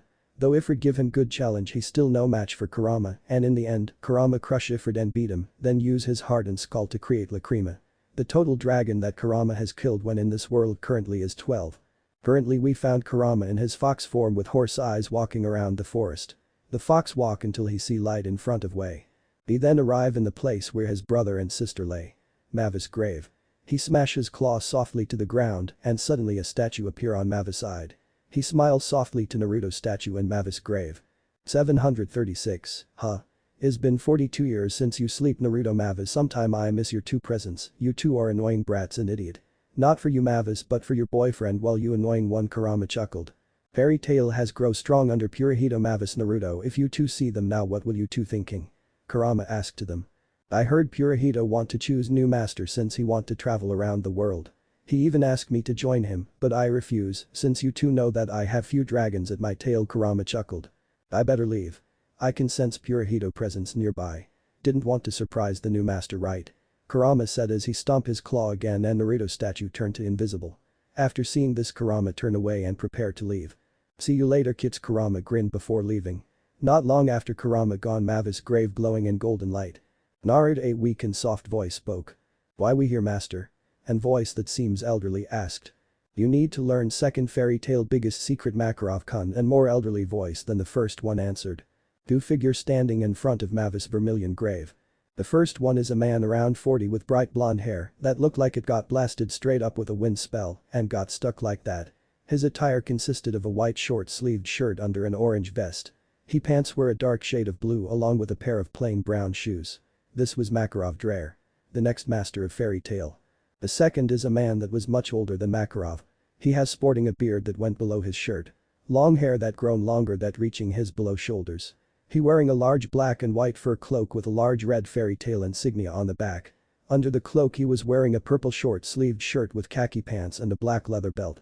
He also had a pair of brown boots mostly hidden under his pants. The complete his appearance was a long wooden staff, the tip of which had a decent-sized fairy tale insignia carved out of wood. This was Purahito. The current master of fairy tale. Another biggest secret? Makarov asked to his master who nodded. Yes. Other than Lumen Hist were there another secret that anyone shouldn't know Purahito answered sternly and he then brought his staff up then smashed ground with the pommel of it.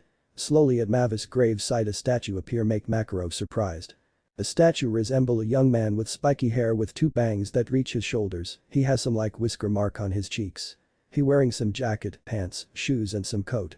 On his right hand there are some Buddhist staff, on his back strapped a giant scroll and some sword. I never see it in here when I visit the first grave Makarov muttered make Purahito chuckled. Do you know who this person Makarov-kun? Purahito asked. Makarov took a glance to the statue more close. Spiky hair, Buddhist staff it seems familiar for some reason. I believe I ever read about this person in book but I don't remember Makarov stroke his chin and Purahito laughed while stroke his beard. Damn. Makarov really want those beard. This is the Rakuto Sennin of fairy tale or also called fairy guardian. Purahito smiled make Makarov eyes widened. Ah. Yeah. The legendary fairy guardian. Well, the first is known as fairy tactician due to her strategy, fairy guardian her partner being known as the guardian of fairy tale, since whenever fairy tale member got difficult situation, he will always come and help them.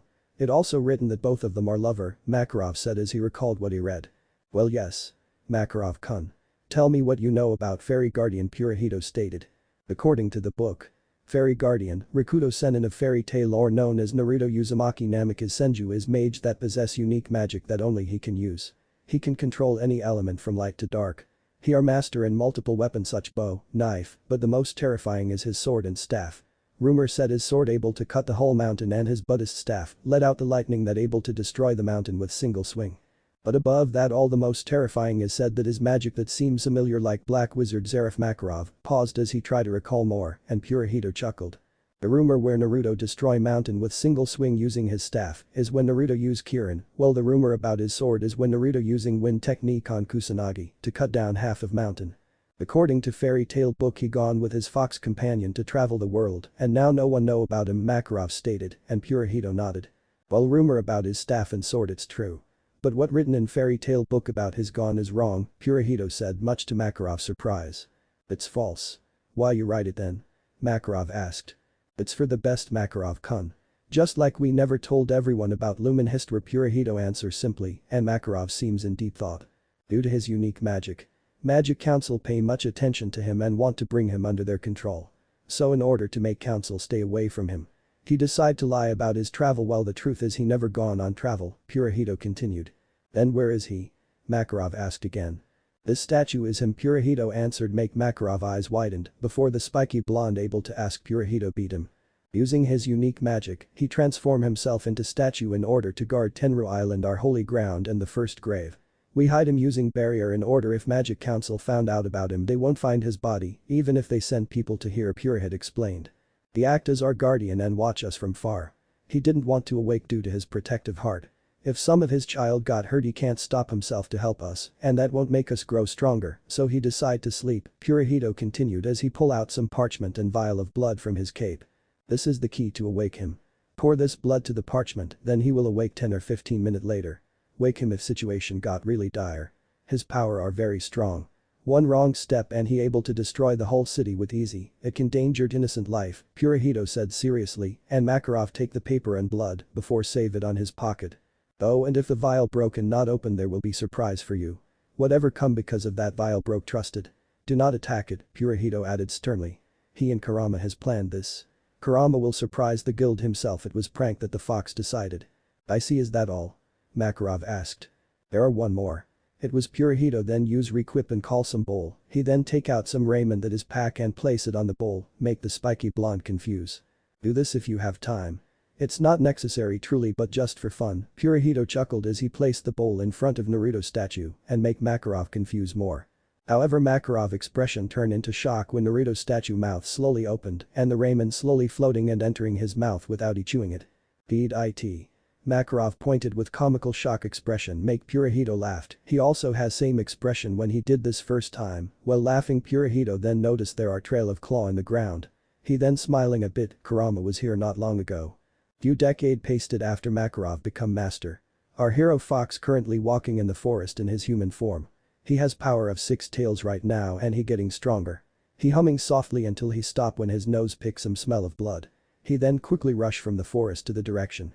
Kurama noticed the smell got stronger, he arrive in some village that been destroyed. He read the village name on the ruined gate. Rosemary.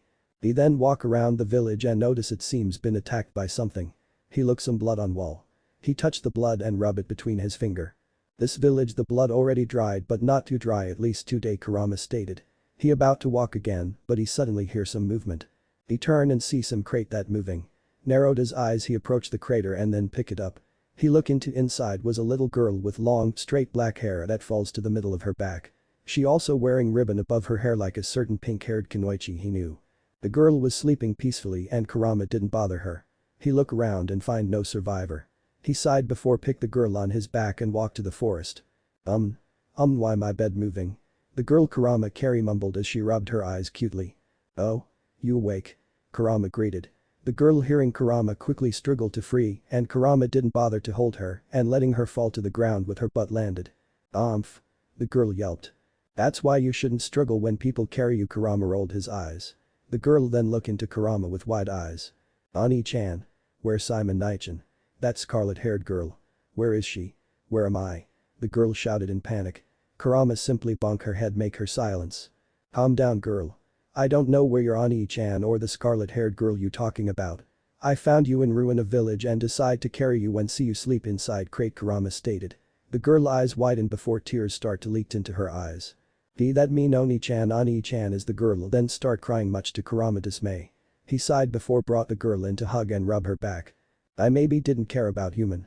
But a children is another case Kurama thought as he whispering comfort to the girl. Few minutes later the girl pass out from tired. Kurama sighed and carry her. He then pick out some scroll from his pocket and stop in middle of forest. He open the scroll, then channel some chakra and then smoke appear. When the smoke died there are tent with several foods in ground.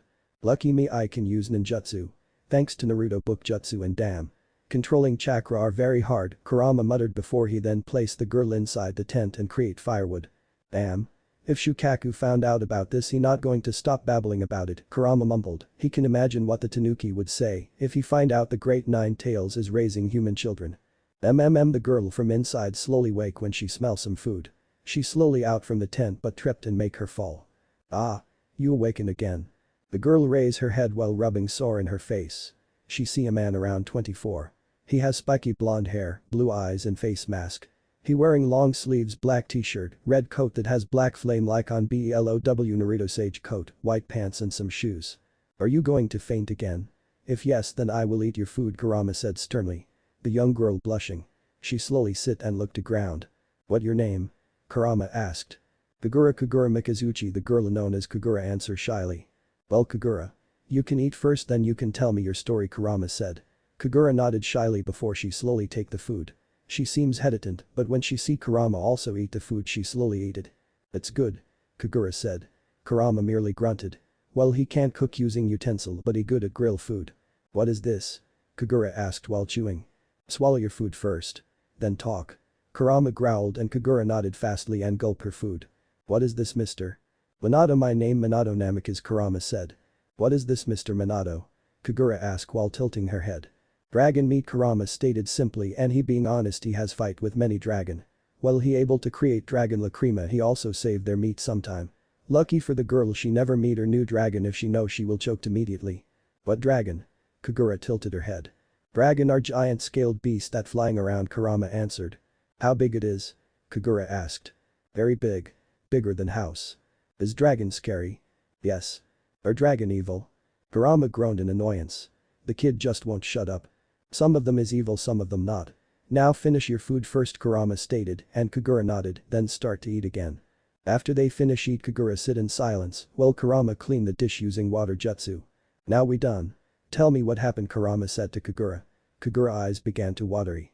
She then told Kurama the story when she was playing with her brother but suddenly group of people come and attack their village. The group start to kidnapping children, saying about to resurrect person called Zareth. Kagura also said about scarlet-haired women who save her. Kurama raised his eyebrow hearing this. He has hear about people who serve Zareth that try to resurrect the black wizard. Looks like he got some hunting to do. Kurama mostly hates slave.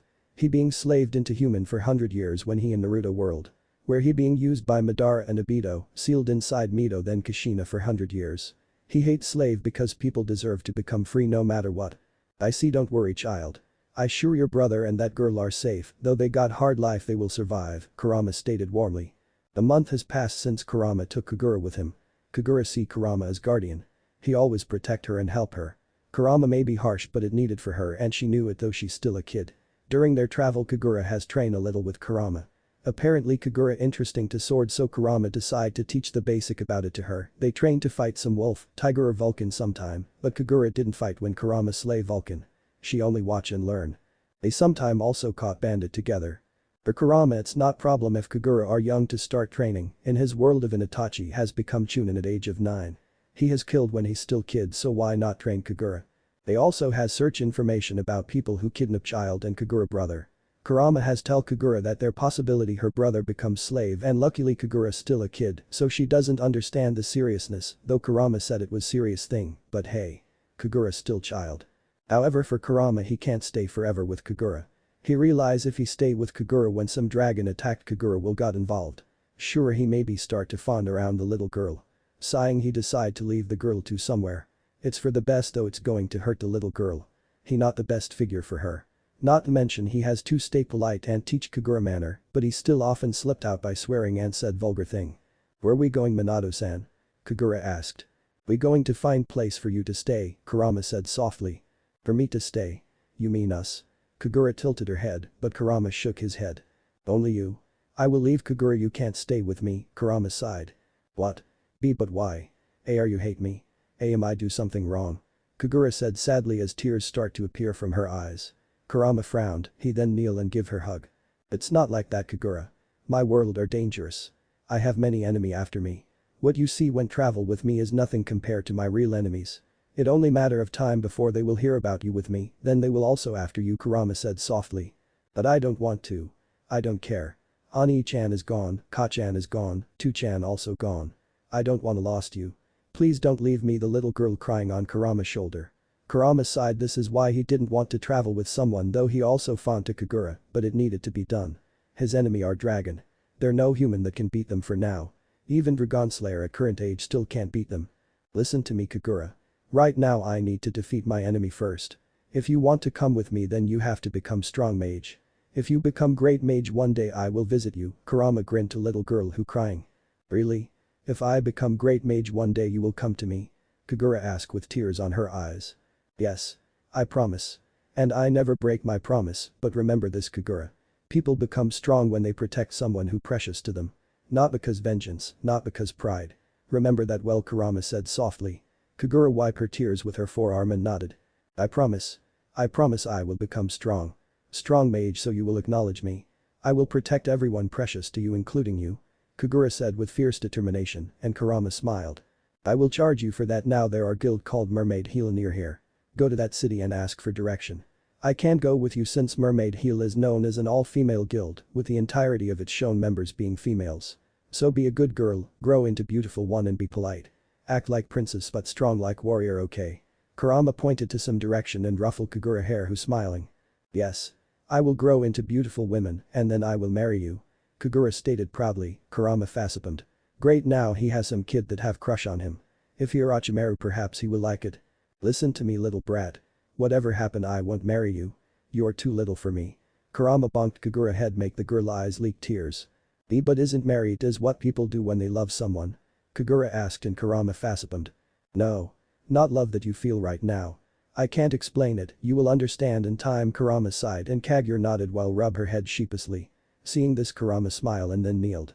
He pull his mask and show his face that exact looks like Minato, then give kiss on Kagura forehead before grinned. Go.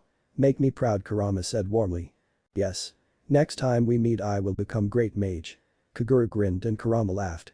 They then give each other last hug before Kagura go to the city and being watched by Kurama from far until she out of his sight before he turn around and leave. Heh. You owe me 100,000 jewel Naruto. I can become great figure for child if I want Kurama smiled at the sky before he hear a large roar. He sighed when he noticed it was dragon. Looks like there's some dragon that want to challenge him. Some dragon never learn. Another years has pasted. Kurama never come to Fairy Tail, but he always watching them. He has watched when Gilded Clive joined Fairy Tail and how he grow into strong mage, one day when he visit Fairy Tail. He watched some young girl wearing orange top tank and light purple skirt with puppy on her side talking with Gilded. She seems too intimidated to speak to Gilded when she learning what a powerful mage he was. This make Kurama raised his eyebrow.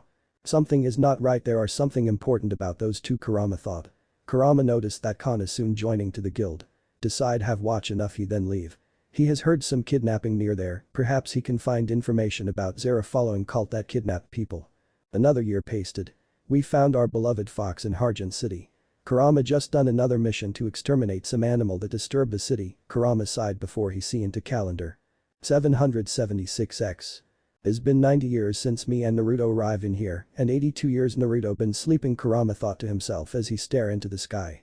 I can feel I grow stronger not strong enough to take down Aknologia, but still Kurama thought as he flexed his arm. Anyway, I must visit Mavis' grave and Naruto statue tomorrow. I haven't visited them for 6 months to find out about Zeref cult and Kagura brother. Damn. Those insect really good in hiding, Kurama sighed as he walked through the streets, his hands in his pockets, humming a soft but loud tune. Suddenly his ear perked some scream. Well, for human ears they can't hear it, but Kurama can.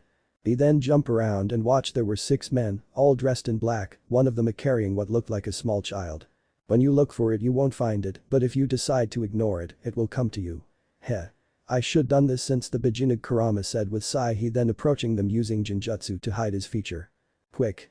We have to go back to the tower before everyone hear this kid screaming before. One of them said and everyone nodded. Kurama, having seen enough when hearing what the man said, undo his Jinjutsu. You won't go anywhere. The man didn't have chance to turn and looks, and suddenly a hand pierced through his heart. The most thing I hate are slaver, and I've been looking your group for a while, Kurama stated coldly as he pulled out his hand from the man's chest. The 5 kidnappers who stand only can look with shock as one of their friend died. Their shock, however, not make Kurama stop. He charged to another and enchant his hand using his chakra, then take form into sharp blade and cut off one of the kidnappers' head. The other kidnappers, seeing their friend fall again, brought out from their shock. They were only just now realizing what was happening. What the? The man didn't get chance to talk as Kurama stabbed his chakra blade to the man's face, killing him instantly. The 3 other kidnappers now tried to escape seeing this, but Kurama didn't let them. Using his chakra he brought out 2 claw chakra from his hand and pierced 2 of them hard, killing them. The only left kidnapper fall to the ground and shaking in fear seeing all his friend died. If you value your life you better tell me, where do you take the people you kidnap? Kurama asked with sinister grin, make the man cringed. To the T-Tower of Heaven. He replied quickly, his tone now filled with fear. Good, now tell me how I get there. Kurama asked again. Go to the port and head southeast, it'll take you about 35 minutes by boat. He replied, making Kurama's sinister smile wider. Thank you, but you still going to die anyway. Before the man able to protest, Kurama claw already pierced his heart, killing him instantly. He then turned and see the child that they kidnapped before was still asleep. He then carry the child and lean it to the wall before using fire ninjutsu to burn the corpse and leave to go to Tower of Heaven. After about 15 minutes of traveling via water walking, Kurama reached an island. He gazed upon what appeared to be the Tower of Heaven. It looked like a giant column of concrete that was covered in stone veins and stretched over 100 feet into the sky. However, it seemed to be far from finished. There were gaping holes and exposed support beams all around the top. Kurama scolded deeply at the sight of the thing as he realized why they were kidnapping people. Slaves. They were being used as slaves to build this tower and whatever the damn thing would be used for. I never think I will kill human these many again. It's been a while, Kurama grinned manically. Meanwhile, underground slave cells. The slaves sat in a palpable silence as they waited for the end results to their predicament to come. They all stiffened when the creaking noise from their cell door was heard. A shaking Urza was shoved in by one of the guards. And not a word out of ya. The guard said nastily. Once the door closed, everyone started moving. Urza, are you alright? One of the kids asked the shaking redhead, but was hit over the head by another. Of course she's not, look at her.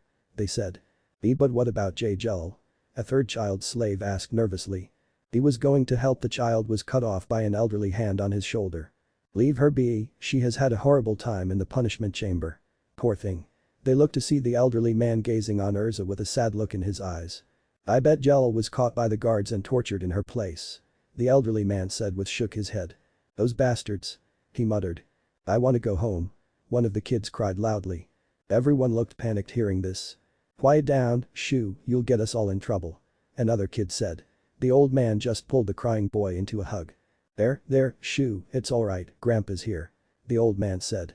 There's no need to cry. The little calmed down slightly and started sniffing thickly. Urza just slowly walked to the stone bench at the back of the cell. Quiet down in there, maggots. One of the cultists yelling into the cell, kicking the door. If they do that again, don't be afraid to give them a B. He was cut off from giving instructions to the guard by a massive explosion not too far away. What the gag? Monste RGGHH. Run, FO Gaia. Each of the slaves listened to the yells of the guards and cultist. What was going on? Was a monster attacking? Was it going to come for them next? These questions flew the slaves' minds at 1,000,000 miles per second. Each child edged closer to the old man fearfully. A few heavy thumps and crash were heard just outside the door, making everyone inside freeze in their place. The old man, Rob, took up a weak defensive stance to try and protect the children from whatever was outside that door. The lock on the door suddenly dropped to the ground with a loud clunk and the door swung open to reveal a blonde-haired man about 20. He wearing mask that hide his face. His hair and cloth covered in blood, but what make him scary is his eyes. It was crimson with slit-like eyes of monster. Who are you and what do you want? Rob asked the man nervously, not dropping his defensive stance. Me? My name Minato Namikaze.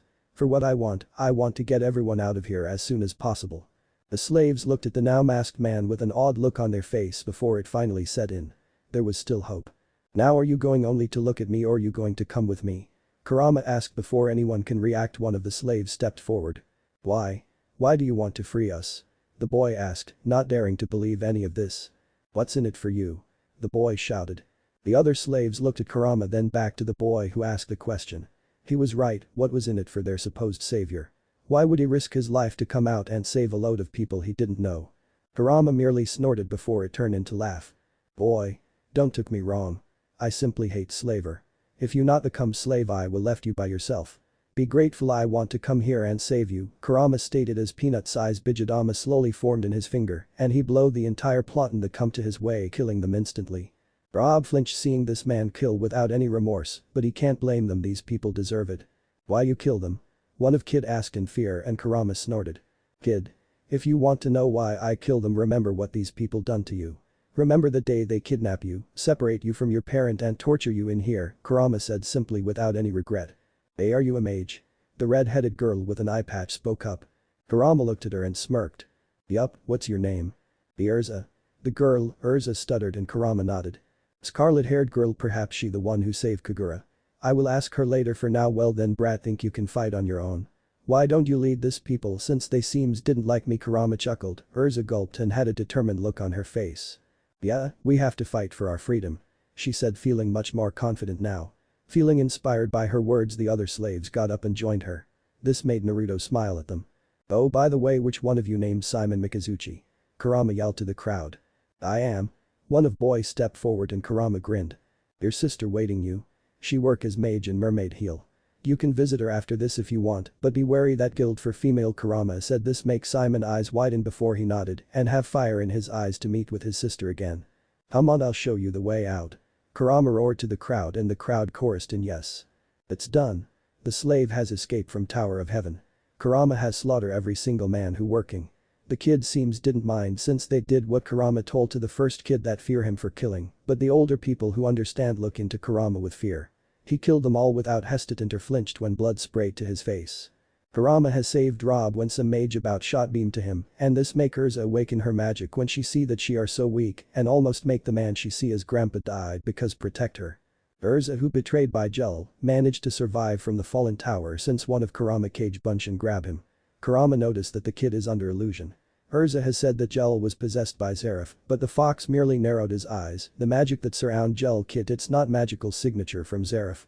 Kurama has meet with the Black Wizard himself when he visit Mavis' grave. He surprised the Black Wizard waiting for him since he didn't know how to undo the barrier in Naruto's statue, so he wait for Kurama to come and after give Naruto Ramen they talk though it only short, but Kurama knew Zeref ain't bad well, except when Kurama has to protect himself from Zeref death magic and it make his fur turn into black for moment. Bam his magic. Right now Kurama standing at the front of ship with calm expression. No one dared to talk to him. Only children since they didn't understand what Kurama did. Rob the one who step and talk to him. Thanks. You save everyone from the horrid tower and gave us all our freedom back, Rob said softly and Kurama didn't reply, only glanced to the sea. Not need for that. I simply hated slavers. The reason why I free you all is because you are there. I want everyone free not bounded. I honestly didn't care if you dead or alive. I save you from that blast because you precious to that Urza kid. Well I didn't care about you, but I care about children. They innocent and I don't want them sad, Kurama said sternly. Rob smiling seeing this, the man in front of him at least not cold at all, he still has warm spot. Still thank you, Rob said softly. You can repay me by tell me are that Urza kid from Rosemary Village? Kurama asked. Yes, how you do know that? Rob asked. I passed that village during my travel and meet one kid that managed to hide from that village, saying her village has been attacked by some group. She said some scarlet-haired girl save her so she not get caught, but then the scarlet-haired girl got caught in her place, Kurama answered simply before he turned away and walked toward Urza who's sleeping. He kneeling before her, remove her eye patch and make Urza awake. Minato-san. What are you doing? Urza asked as she rubbed her left eye cutely. Show me your right eye, Kurama demanded, make Urza flinch. Boo. Do it. Urza gulped, then slowly opened her right eye. Kurama observed the eye with and a huh. It's not completely destroyed. I can do transplant eye with one of my artificial eye that I have. It will take 1 hour at least for her able to see again after I transplant the eye, Kurama thought. He has collected several rare thing like dragon lacrima, artificial eye that able to negate few illusion, some weapon that Rune Knight have. He collect them all in order to find way to make him stronger, but in the end all useless, so he decide to save it since it will be waste if discard them. Urza, Kurama spoke softly, make the girl look into her. I can sense you has potential to become strong mage. What will you do if you become strong mage? Kurama asked. Depend on the girl answer. If Urza answer is true, Kurama going to give her new eye, but if not, Kurama won't. Fortunately, Urza answer it with serious face. I will protect all my friend. I won't let them suffer the way I did. I will use my power to protect innocent people. Well, I didn't like to kill, but I won't hesitate to make them wish they die if they hurt my comrade. Kurama hearing this slowly smirked under his mask. Good answer, Kurama ruffled the scarlet-haired girl hair, make her close her eye cutely. Remember this well, Urza, when a person has something important they want to protect, that's when they can become truly strong. You will become strong mage, Urza-chan, Kurama said with eye smile, make the little girl blush. Alright, now it's done, now sleep. Kurama commanded. But I just. Sleep. Kurama said sternly, and Urza nodded quickly as she closed her eye and lay down. Rob only sweat dropped seeing the scene. Kurama brought down his hand to Urza's forehead and soon Urza seems fall in deep sleep. He then pull scroll and open it, then pour chakra to it. A several tube with eye inside it appear, there are red eye, blue eye, green, violet, brown. He then noticed the brown eye will fit good to Urza. Why you have those eyes? Rob asked in surprise. This is artificial eye that I bought from black market. I was buying this in order to find out how to break some strong illusion, sadly I fail so I save it since it will be waste if I just throw it up, Kurama said as he opened the tube and pull out brown eyes with his right hand. It's true, he want to transplant his eyes using those artificial eye so he can at least have more high chance to resist the power of Dijutsu, though he knew this world didn't have that ability. However, who knows, something will happen. However, it failed due to his body didn't possess Edanano, so the eye can't enter his body. Kurama left hand then glowing in green and he reached to Urza right eye, then slowly pull it out. He then quickly replace it with the artificial brown eye who immediately shrunk in same size with Urza eye hole. His hand glowing in green and he pushed the eye to Urza eye hole and slowly it enter. He then cut some of his cloth and use it as bandage for Urza eye. That's so kind of you. Giving her new eye, not to mention the way you give her courage to become strong mage. Rob smiled softly. She deserve it. Her answer is right, people become strong when you have something to protect, not something to kill. Besides, she not supposed to be caught in that village, but the girl she help. I'm merely helping her since the girl she save is close to me, she will able to see when she wake up. I will take my leave, then Kurama said as he sealed the entire artificial eye again. You leaving? Won't you say goodbye to them? Rob blinked. But not needed. You are from Fairy Tail, right? Kurama asked suddenly and Rob nodded. Yes, how do you know? Rob asked back. That's why I seems ever heard or see him. But he's still young when I saw him. I wonder how he can get captured. Kurama thought. There are symbol of Fairy Tail on your back, Kurama deadpanned, make Rob chuckle sheepishly. And you? From what guild you are? Rob asked. I'm from the greatest guild. That's all you need to know, Kurama laughed. Before Rob could ask, Kurama already floating and leave. Next year the dragon will leave. Sigh, there won't be any interesting thing happen anymore. Oh well, I guess I might visit Mavis' grave now. After that, if I can't find anything interesting I will sleep. I already gained 1/2 tail power, Kurama muttered as he transformed into his real form and fly more fast to Tenojima, but not long when he fly a ball of light appear at his side, make him skidded in sky before stop. Brandini? What do you want? Kurama growled. Now Kurama-kun not need to be growled, Grandini chuckled. Fine. What do you want? Kurama sighed. I have favor to ask, Grandini said with sound that seems plead. A favor? And what is it? Kurama asked. I want you to take care of my daughter, Grandini stated. Make Kurama narrowed his eyes. Enlighten me why I should become your kit bodyguard? Kurama demanded. I know it not my place to ask, but I can't let Wendy travel alone. At least could you stay with her for 1 year? Grandini pleaded. Why I should help her? Every dragon leave their child that day. What make Wendy special? Kurama asked with narrowed eyes. Kurama, she younger than another dragon slayer, I can't complete her training. I didn't able to teach her combat magic. Grandini said seriously. The same could be said to Skiadram and was Loja child. Kurama groaned. Kurama, they are boy, mine is girl, it's different, beside you know I prefer thing without force, that's why I teach her a support magic first. Grandini sighed. Kurama merely rubbed his temple with his finger and closed his eyes, indicating he in deep thought. You are not going to fight dragon anymore, Kurama-kun. All dragon will leave except Aknoloja, but I sure he won't visit you soon. She will be safe with you. You are stronger than Skiadrum and was Loja when they at their prime. And also only you who have experience in fighting dragon.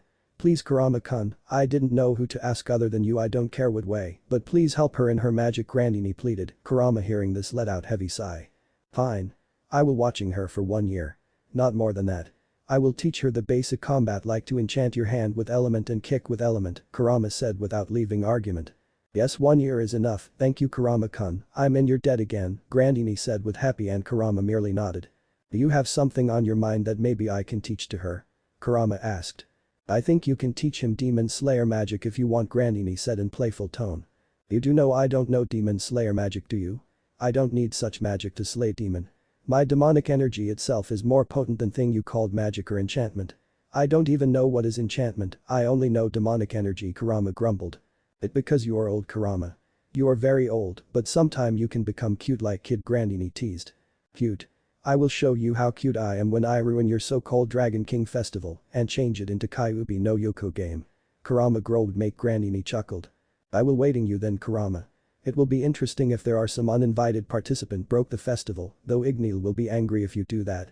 Take care of my daughter later, okay Kurama. Thanks for your help once again. I owe you so much already, Grandini said warmly, and Kurama merely grunted. What your daughter name? Kurama asked. Wendy Marvell, come to my place at night of 6 July 777. You will see her directly, Grandini said. Farewell. Now if you excuse me, I have to go somewhere, Kurama said as he began to dashing and leave Grandini Lightball. I can't teach her anything since I didn't have Edernano, what can I do? Why Grandini pick me? She knew I can't teach her anything even if I have fight with dragons, perhaps there are more than her words, Kurama thought as she recalled what the sky dragon said. She said anything right? Kurama said to no one before grin appear on his face. I think I know who can do that job, Kurama chuckled. What if Naruto saves Fairy Tail Inheritance Phantom Lord? End here, and thanks for watching my video till the end.